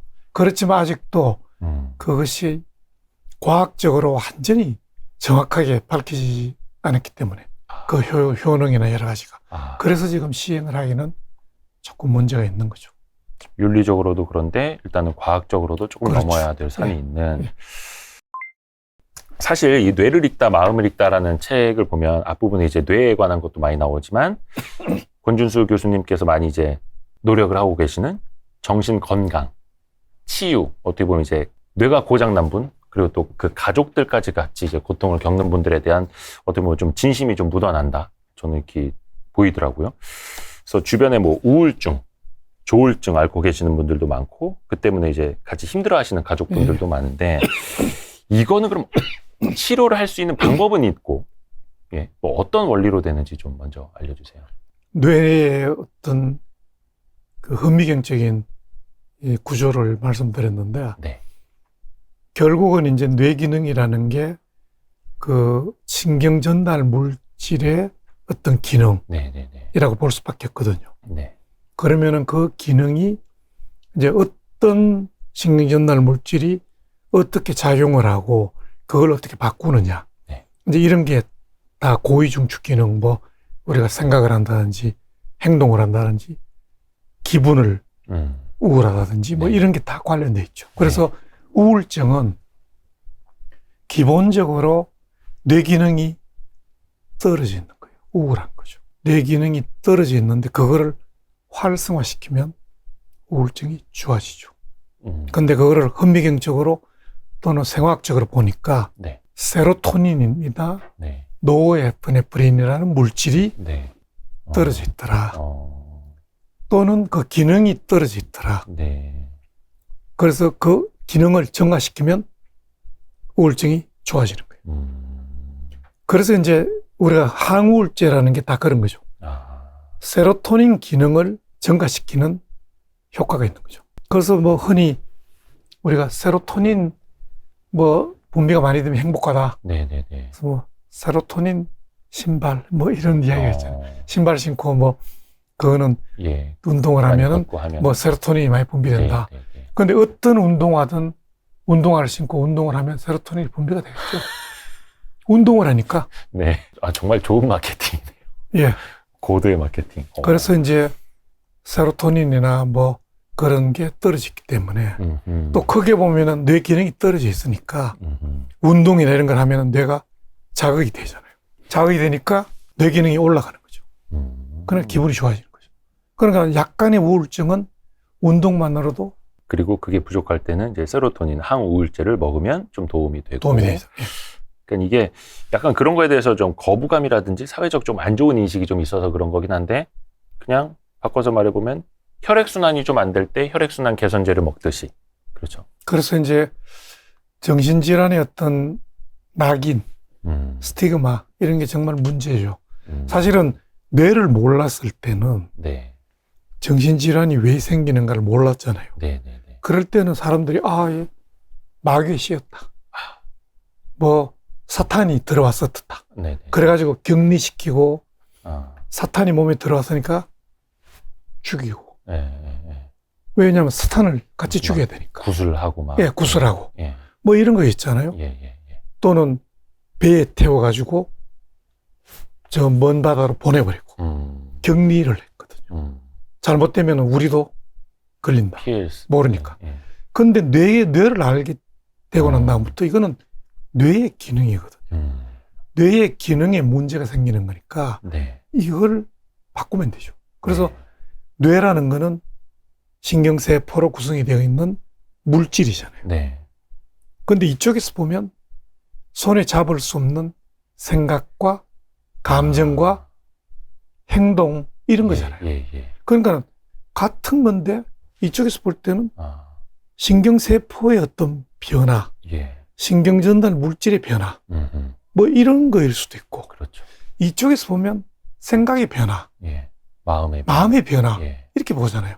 그래 이쪽에서 보면 겉으로 보이는 현상을 보는 거고 이쪽에서 보면 그 밑에 깔려서 바뀌는 물질을 보는 거죠. 결국은 동전의 앞뒤면이다. 이 두 개의 연결 고리를 찾으면 굉장한 거죠. 노벨상을 받겠죠. 그만큼. 그러니까 아직도 고리를 찾고자 하는 노력을 많이 하는 거죠. 어찌 보면 우울증을 마음의 병이라고 표현을 하는 것도 그럼 도움이 되는 건 아니겠네요. 그러니까 이제 우울증은 마음의 병이기도 하고 네. 뇌의 병이기도 하죠. 그러니까 그동안에 워낙 마음의 병이라고 자꾸 이야기를 했으니까 네네네네. 너 마음이 문제야. 너 의지가 문제야. 그렇게 이야기를 하니까 이 사람은 더 힘들죠. 아닌 거요. 아니 내가 이렇게 하려고 해도 안 되는데 나도 뭐 모르게 우울해. 좀 뭐 정말로 나도 모르게 죽고 싶어. 죄책감이 들고 자살하고 싶고. 네네네. 어떻게 할 수가 없어요. 네네네. 그런데 자꾸 너 문제야. 너의 마음의 문제야. 정신 상태가 글렀어, 막 이런. 네. 정신이 약해. 네. 이렇게 공격을 하니까 문제죠. 이쪽에서 보면은 물질이 변화가 있기 때문에 네. 뇌의 질환이죠. 그러니까 마음의 문제이기도 하고 뇌의 문제이기도 하니까 자기 마음을 안 되는 거는 뇌의 기능을 바꿔서 치료를 하는 거고 뭐 약간의 어떤 우울증이나 이런 거는 굳이 뭐 이런 도움을 안 받더라도 뭐 운동이나 또는 명상이나 또는 뭐 활동, 대인관계 활동 네. 좀 기분 안 좋을 때 뭐 친구 만나서 술 한잔하고 그러면 또 기분이 좋아지잖아요. 그런 활동을 통해서 좋아지기도 하고 네. 뭐 그런 거죠. 자연적인 세로토닌을 그렇죠. 얻을 수도 있는 거고. 그 우울증 말고 또 이제 조울증이 있잖아요. 조울증은 뭐 이렇게 좀 기분이 우울했다가 또 막 좋아졌다가 우울했다가 좋아졌다. 그래서 어떤 분들은 우울증보다 조울증이 좀 더 위험하다라고 말씀해 주시는 분들도 있고 그게 크게 어떤 뇌 기능이 어떤 차이인지. 그러니까 이제 우울증은 뇌 기능이 우울하다고 볼 수가 있고요. 네. 조증은 네. 조울증의 양극성 장애를 예, 예. 옛날에 조울증이라고 그랬죠. 네, 네, 네. 그거는 이제 우울증과 조증이 같이 막. 반복적으로 이제 오는 병이죠. 네. 우울할 때는 우울해졌다가 네. 그러다가 그게 좋아지고 난 다음에 또 지나다 보니까 갑자기 조증으로 막 기분이 좋아지고 예. 잠도 안 자도 막 힘이 에너지가 넘치고. 넘치고 어. 막 뭐 하면 될 것 네, 같고 다 할 수 있을 것 같구나. 예. 그런 조증은 뇌의 기능이 굉장히 활발한 거예요. 아.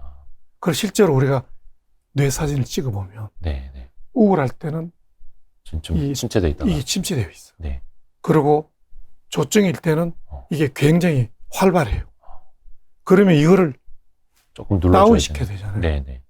우울할 때는 이걸 약간 올려줘요. 올려주고. 그래서 이제 그 약을 사용을 해서 이걸 조금 이렇게 다운시키는 거죠. 그래서 조울증, 양극성 장애는 조증과 우울증이 같이 있는 병이다. 그러니까 우울증일 때는 한동안 우울하다가 이게 좋아지고 잘 지내다가 또 조증이 오면 네. 기분이 막 좋아지고 막 뭐 하면 될 것 같고 밥을 안 먹어도 배가 부르고 잠을 안 자도 뭐 피곤하지 않고 그리고 뭐 사업하시는 분은 이거 뭐가 될 것 같아요. 에너지가 문어발식 확장 막 돈 끌어대서 막 확장하고 뭐 굉장히 많죠. 그런데 그게 이제 평균적으로 조증의 기간이 치료를 하지 않으면 한 6개월 정도 간다고 해요. 가만히 놔두면 조증이. 그래서 6개월을 지내기가 쉽지가 않죠. 그래서 치료를 받아야 되고요. 치료를 받으면 물론 이제 빨리 좋아지죠. 우울증은 치료를 받지 않으면 평균 한 9개월 간다고 되어 있어요. 그래, 그 9개월 견디기 어렵겠죠? 너무 심한 우울증이면 또 뭐 안 좋은 극단적인 선택도 하고 이러니까 그래서 이제 빨리 치료를 필요로 하는 거죠. 그게 또 막 반복해서 나타날 수도 있고. 그러면 그 기간에만 약을 꾸준히 먹으면 되는 건가요? 아니면은 그 기간이 지나고 나서도 막 평생 약을 복용을 해야 되고 막 그런 거예요? 그거는 이제 사람에 따라서 물론 다르죠. 왜냐하면 조울증, 양극성장애도 그렇고 우울증, 우리가 말하는 주요 우울증, 병적인 우울증, 약한 우울증을 말씀드리는 게 아니에요. 부모님이 돌아가셨다? 당연히 우울해야 되죠. 우울하지 않으면 문제죠. 그렇죠. 우울해야 돼요. 그거는 정상적인 우울인 거죠. 제가 말씀드린 건 병적인 우울증. 그런 우울증은 기본적으로 약간의 체질적인 문제가 있단 말이에요. 그러니까 쉽게 그런 병으로 빠지는 상황, 체질인 거예요. 그래서 좋아지고 난 다음에도 재발할 가능성이 항상 있어요. 어떤 스트레스를 많이 받는다든지 하면. 약해졌을 때. 그러니까 기본적으로 그런 병에 걸릴 가능성, 체질인 거예요. 그러니까 좋아지더라도 재발을 방지하는 게 굉장히 중요해요. 그래서 재발을 막기 위해서 어느 정도 약을 좀 먹어야 되고, 복용해야 되고. 이제 그러더라도 또 약을 끊으면 재발하는 경우도 있고, 어떤 사람은 재발하지 않는 경우도 있고, 다 다르죠. 그래서 그런 판단이 중요하고요. 한 보고에 의하면 양극성 장애가 평생 동안 이게 이 왔다 갔다 재발할 확률이 한 9번, 10번쯤 된다고 되어 있어요. 그런 병이 온 사람들에 사람. 대해서. 그래, 재발하는 사람을 보면은 평균 그 정도 온다고 되어 있어요. 그러니까 체질이라고 볼 수 있지. 체질. 그런 병에 걸릴 수 있는 어떤 약간의 가족적인 체질. 가족력일 수도 성향, 있고. 이런 게 있는 거죠. 그래서 제가 처음에 말씀드린 이게 환경적인, 뇌라는 게 환경적인 영향을 받기도 하지만 한 60~70%는 유전적인 성향을 보이고 있다. 그런 거죠.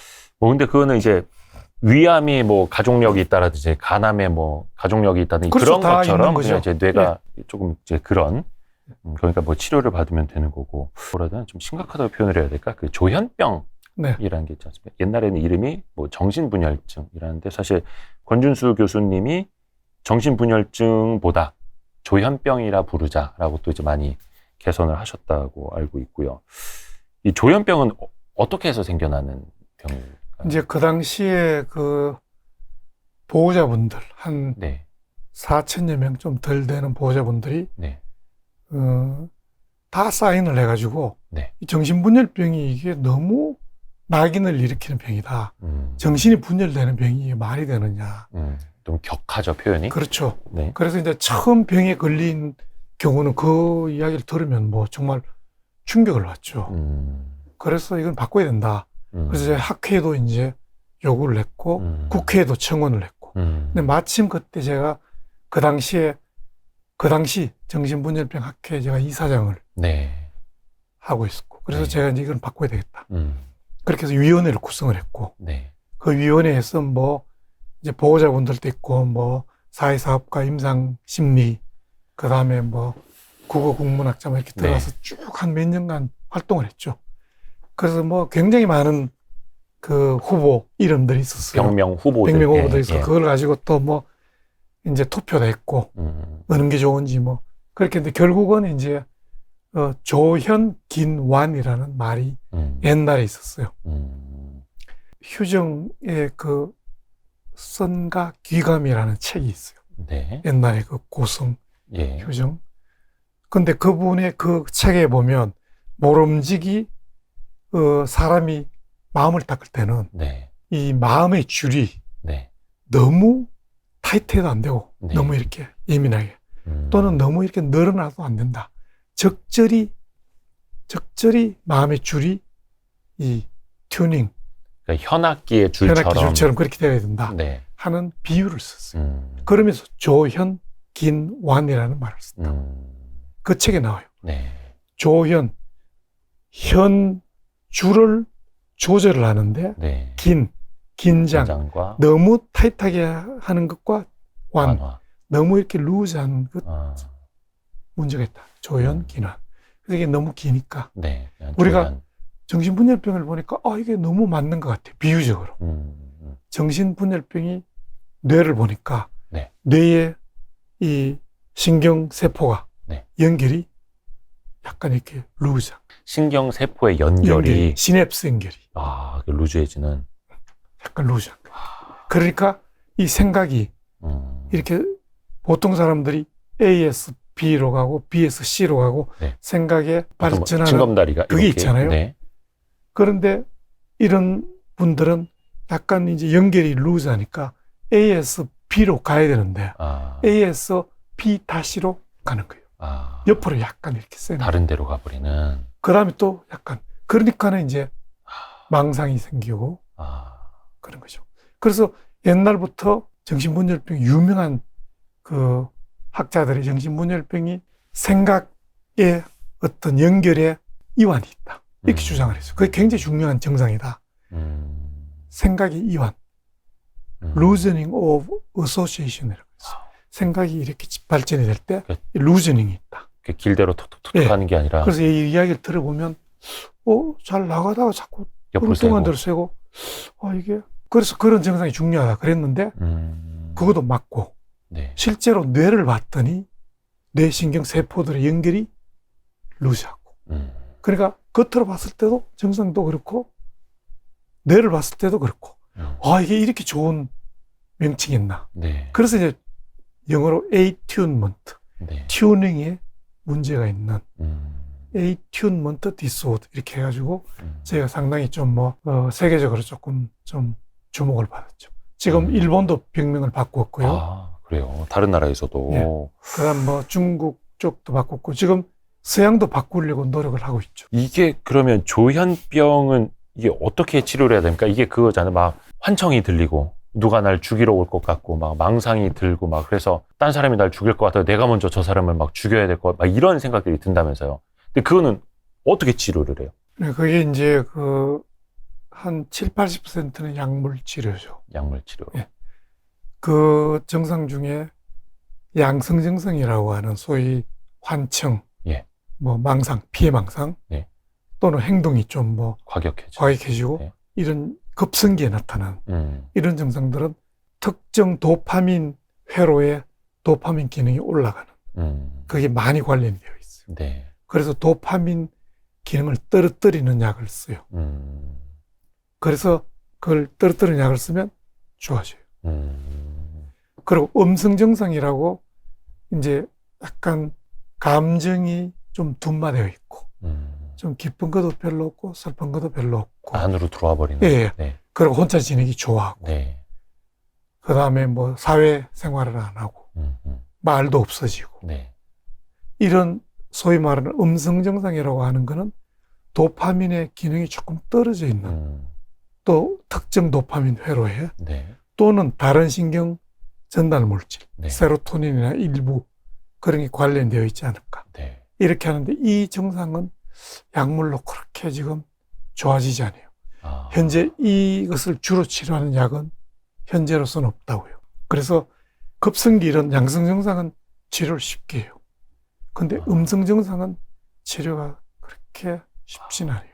차라리 겉으로 막 과격하게 막 나타나고 표현하는 사람들은 데려다가 치료라도 할 수 있는데 속으로 조용히 이렇게 있다가 막 갑자기 사고를 치고 이런 거는 예방하기도 그럼 조금 힘들고. 이제 주로 음성 증상이 있는 분들은 사고 치지는 잘 않죠. 오히려. 예. 그래요. 그냥 혼자만 혼자만. 문제고 가족들이 문제고. 오히려 양성 증상이 제 약을 안 먹고 재발했어. 그런 걸 일으키는 일부가 문제니까 네. 사실은 그런 분들 치료를 하면 되는 거예요. 네. 사회적으로 좀 문제가 있는 그런 분들은 재발의 문제고 치료가 오히려 쉽게 되는 거예요. 오히려 치료가 안 되는 거는 음성 증상이 치료가 안 되는 거죠. 이 책 뒷부분에서는 약간 조금 뭔가 행복해지기 위한 뇌 건강에 대해서도 좀 강조를 하시더라고요. 어떻게 보면 노력을 하면 뭐 의학의 도움을 받을 수도 있는 거고 스스로도 평소에 관리할 수 있는. 그래서 조금 마지막으로 좀 행복한 뇌를 관리하는 방법 좀 듣고자 하는데요. 웃음이 만병통치약이다라는 얘기가 있는데, 그래서 제 주변에 어떤 분들은 일부러 막 소리내서 뭔가 좀 가식적이더라도 막 웃는 것도 심지어 도움이 된다라고 말씀을 하시는데, 그게 실제로 도움이 됩니까? 네, 도움이 되죠. 그래서 웃음 치료라는 게 있거든요. 네네네. 이제 우울한 사람을 자꾸 웃게 만드는 거예요. 예. 일부러 막 박수치고 웃고 막 웃는 얼굴 짓고. 예. 그러면 근육이 웃는 얼굴이 되잖아요. 예. 그럼 그 근육이 결국은 그 근육을 움직이는 뇌 부위가 있거든요. 예. 그게 뇌가 웃는 뇌가 되는 거예요. 그러니까 뇌가 바뀌어가지고 기분이 좋았어. 네. 막 웃을 경우에 우리가 막 웃는 얼굴을 하는 이것과 네. 일부러 여기서 막 웃게 만드는, 그렇게 만들어도 이쪽에서 보면은 웃는 얼굴을 관장하는 부위들이 그렇게 웃는 것과 바뀌는 거예요. 비슷하게. 그러니까 억지 웃음이라고 해도. 그렇죠. 근육이 웃는 근육이 되니까 바뀌는 거죠. 그러니까 웃는 게 당연히 도움이 되죠. 그건 이미 연구에서 나와 있는 거죠. 그런 분들한테 그냥 코미디 프로그램 이렇게 틀어드리면 안 웃잖아요. 근데 오히려 어디 데려다가 막 레크레이션을 한다라든지. 일부러 웃게 하고. 예. 일부러. 그냥 보고는 좀 웃지는 않죠. 왜냐하면 그만큼 둔마되어 있고. 예, 그렇죠. 자극이 오더라도 별로 기분이 저긴 뭐야? 좋지 않으니까. 근데 일부러 이제 모아서 박수치게 하고 일부러 막 웃게 막 만들잖아요. 그게 웃음 치료죠. 그러면 근육이 바뀌고 그 근육이 바뀐 게 신경세포를 바뀌게 하는. 운동, 충분한 수면, 또 일광욕 이런 것도 이제 도움이 된다라고 책에는 나와 있는데, 심지어 그러니까 명상을 하는 게 뭐 사람 정신건강에 도움이 된다라고는 하는데 사실 저는 잘 체감을 못 하겠거든요. 그러니까 앉아서 언제 이거 하고 있고 막. 근데 그냥 멍 때린다라고 하는 그런 것도 도움이 된다고 하시더라고요. 네, 멍 때리기가 실제로는 굉장히 도움이 돼요. 그러니까 굳이 막 뭐라 해야 되나 어렵게 명상까지 생각을 안 하더라도. 이제 명상과 멍 때리기는 조금 달라요. 예, 제가 조금 너무 다른데. 무식하게 질문을 해가지고. 예. 이제 멍 때리기는 이런 경험을 좀 하실 것 같은데, 소나기가 주룩주룩 오잖아요. 네네네. 오는데, 비가 오는구나.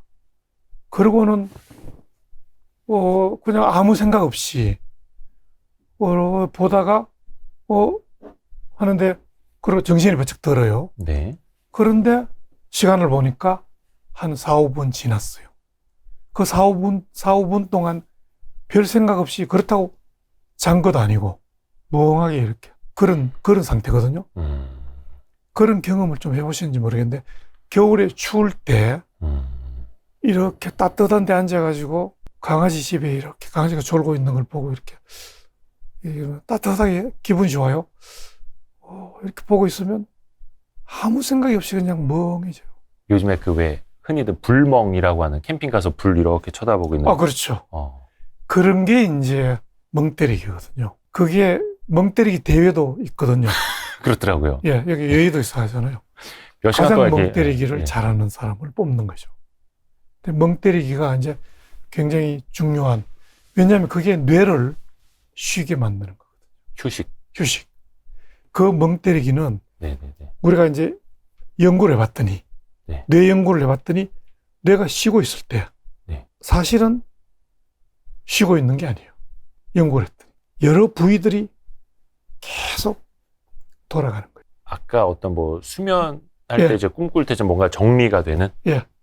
그런 것처럼 회로가 특정 회로가 딱 정해져서 돌아가는 거예요. 돌아가는데 그게 그 부위가 돌아가는데 자극이 됐을 때 그 어떤 부위가 돌아가야 되는 그 부위끼리 조금씩 돌아가는 거예요. 그러니까 굉장히 이상한 게 우리도 사람들이 친한 사람들끼리만 놀잖아요. 네네네. 그 사람들끼리만 노는 것처럼 뇌도 그 비슷한 부분끼리. 그 친한 부위끼리만 놀아. 어떤 자극이 들어왔을 때 그 자극과 관련되어 있는 신경망이 있을 거라고. 네네네. 그 망이 도는데 그 자극이 들어왔을 때 그게 활성화되는데 네. 가만히 쉬고 있을 때도 요놈끼리들만 조용히 그냥 정보를 주고받는 거예요. 자극이 들어와서 정보를 처리하는 거는 당연히 해야 되지만 네. 놀고 있는데도 이놈들끼리 조용히 정보를 주고받는 거예요. 다른 사람들하고 안 하고. 그 중에 디폴트 모드 네트워크라는 게 하나가 있어요. 네. 컴퓨터에 디폴트가 있잖아요. 예. 초기화. 새로 초기화. 예. 뇌를 초기화한다. 디폴트 모드. 그만큼 초기화는 어떤 의미가 있어요? 깨끗해지잖아요. 깔끔하게. 예. 다른 부위들은 다 그런 부위들이야. 그래가지고 그런 부위들이 있어요. 어떤 부위는 주의 집중력과 관련되어 있는 신경세포, 신경망. 그러면 주의 집중을 할 때 그 부위가 활성화돼요. 네. 그런데 가만히 멍하게 있더라도 그 부위가 조금씩은 활성화돼요. 자기들끼리 놀고 있어. 그게 이제 요새 소위 말하는 휴지기 신경망 연구를 많이 하고 있어요. 그런데 그 중에 하나가 디폴트 모드 네트워크, DMN이라고. 그 부위가 굉장히 중요한 신경망이다. 쉬고 있을 때는 그 부위가 활성화되고, 네. 쉬고 있을 때 외부에서 자극이 들어오면 네. 그 부위는 활성화가 떨어지고 다른 부위들이 활성화된다. 다시 말하면 쉬고 있을 때는 그 부위가 굉장히 활성화되면서 뭔가를 하고 있는 거예요. 자극이 들어오면 그 부위는 쉬는 거예요. 활성화 안 하고 다른 부위들이 활성화. 그래서 디폴트 모드 네트워크는 멍 때릴 때 굉장히 중요한 활동을 하고 있다. 그런데 명상을 하게 되면 명상은 어떻게 보면 약간의 의식적인 뇌의 기능을 바꾸는 거거든요. 멍 때리기는 자기도 모르게 의식적인 것보다는 수동적으로 그런 상태에 들어가는 거예요. 그렇게 들어가려고 해도 안 되는 사람도 많아요. 근데 뭔가 모르게 갑자기 그런 상태에 확 들어가는 거죠. 그래서 멍 때리기 대회 1등 하는 친구가 어린애고 막 이러잖아요. 어린애들은 그런 걸 잘하죠. 어른들은 생각이 많았어. 좀 어렵죠. 근데 명상은 좀 트레이닝이 필요하죠. 특별히 이제. 쉽지 않죠, 명상이. 그래서 그런 트레이닝을 하는데 그 트레이닝이 이제 두 가지 뭐가 있죠. 하나는 소위 말하는 한 가지 화두를 이제 그걸 계속 생각하면서 뭐 하는 방법도 있고. 하나는 생각이 그냥 들 때 그걸 그냥 내버려 두는 자연적으로 내버려 두면서 그냥 명상을 하는. 그게 이제 불교의 일종의 방법이죠. 그런 게 방법인데 어쨌든 그런 걸 통해서 의식을 좀 약화시키고 무의식적으로 좀 들어가는 그런 방법이죠. 근데 뭐 그걸 제가 전체적으로 뭐 100% 이런 거다 이야기하기는 굉장히 어렵죠. 그것도 뭐 굉장히 뭐 어려운 그런 주제이기 때문에. 근데 명상을 하게 되면 실제로 뇌 기능을 바꾸고 제가 연구를 해봤더니 실제로 다르다고요. 명상을 오래 한 사람과 안 한 사람은 다르거든요. 뇌 기능이, 뇌의 연결성이 발달되어 있다. 연결성이 더 발달이 되는? 그래서 이제 그런 연구를 제가 해봤고요. 그런 디폴트 모드, 아까 저희 연구를 통해서 다 그게 나와 있는 거죠. 요사이는 뭐 이제 뇌 연구를 굉장히 많이 하고 있죠. 그런 거 다 실제로 뇌 기능이 어떻게 바뀌기 때문에 그렇다. 이런 게 다 이제 과학적으로 증명이 되고 있는 거죠. 저는 개인적으로 명상이 조금 어렵더라고요. 뭐 산만하기도 하지만. 근데 멍 때리기도 거의 빠져본 적이 없는 것 같아요. 그러니까 저는 개인적으로 요즘 드는 생각이, 교수님은 꼭 여쭤보려고 했던 게, 사람이 생각을 안 할 수는 없나요? 약간 이런 거 여쭤보려고 했어요. 왜냐면 저는 아까도 막 멀티태스킹이었잖아요. 뭘 이렇게 하는 동안에도 다음에 뭐 해야지.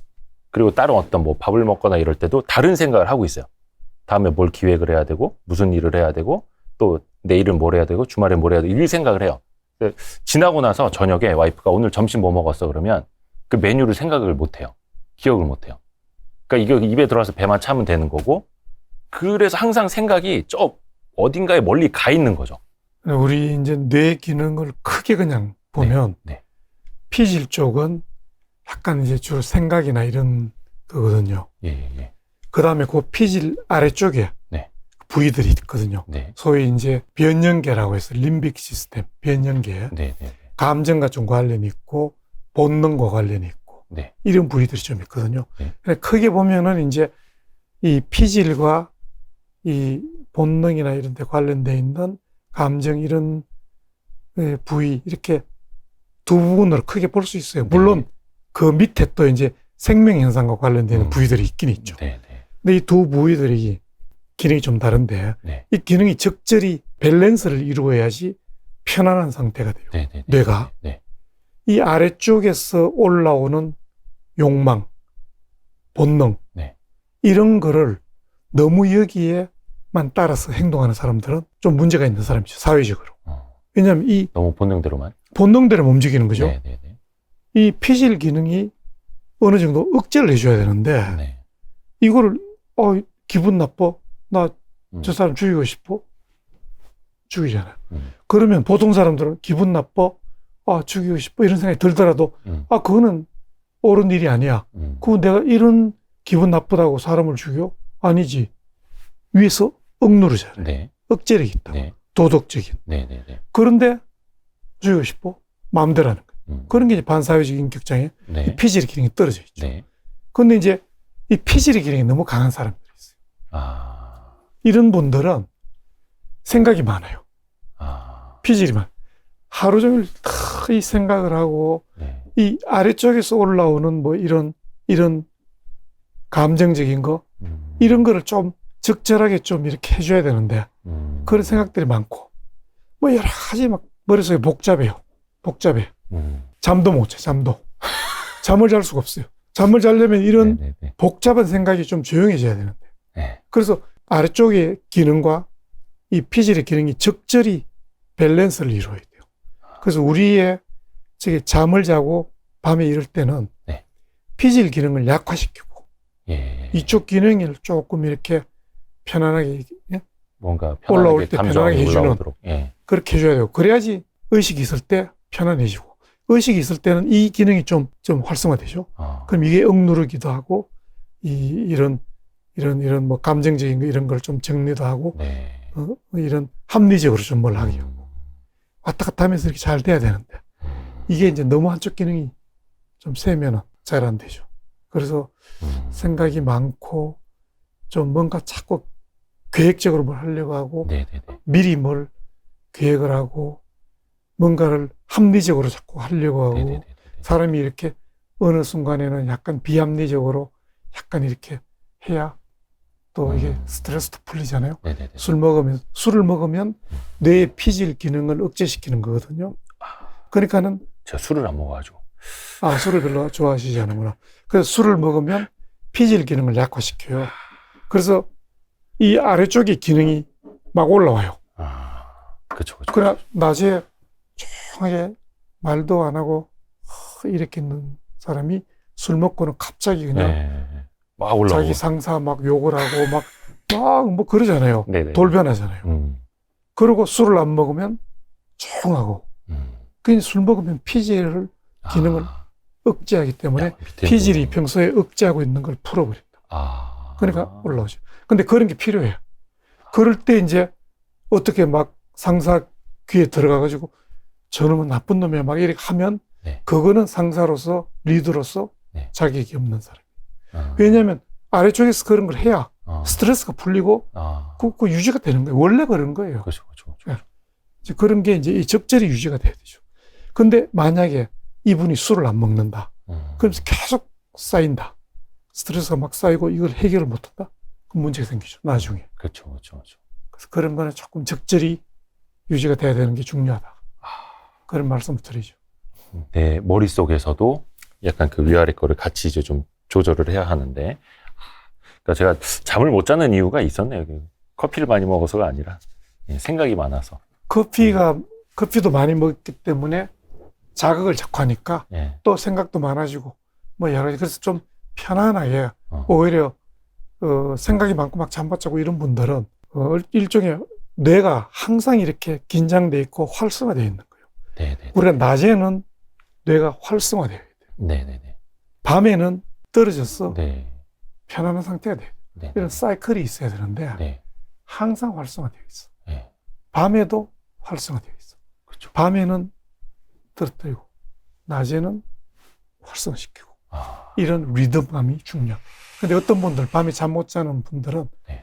낮에도 그렇다고 운동하고 뭐 활성하게 활동적으로 뭘 하는 것 아니면서 뭐 깨어 있고 이런데 밤에도 잠을 못 주무시고 네. 사이클이 낮에도 활성화되는 게 약하고 밤에도 비활성화가 약하고 비활성화하고 활성화되고 사이클이 있어요. 약간 조금 스위치를 좀 내리는 약간 그렇죠. 그런 식이 좀 필요하네요. 네. 야, 오늘 교수님 통해서 정말 많이 배웠습니다. 예. 사실 우리 권준수 교수님 서울대병원 정신건강의학과 가서 진료 받거나 상담 받으려면 1년 기다려야 된다고 아까 초반에. 그건 농담이고요. 농담이요?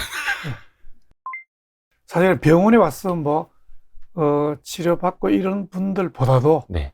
그냥 오히려 병원에 오기 전 네네네. 그냥 약간 관심도 있고 약간 뭐 약간의 그냥 뭐 세상을 살아가다 보면 약간 힘든 부분도 있고 뭐 좋은 부분도 있고 이러는데 네. 약간 힘든 부분들을 이래서 이렇구나 좀 도와줄 수 있는 그런 내용들이기 때문에 오히려 일반 분들이 좀 도움이 될 것 같아요. 제가 지금 말씀드리는 건.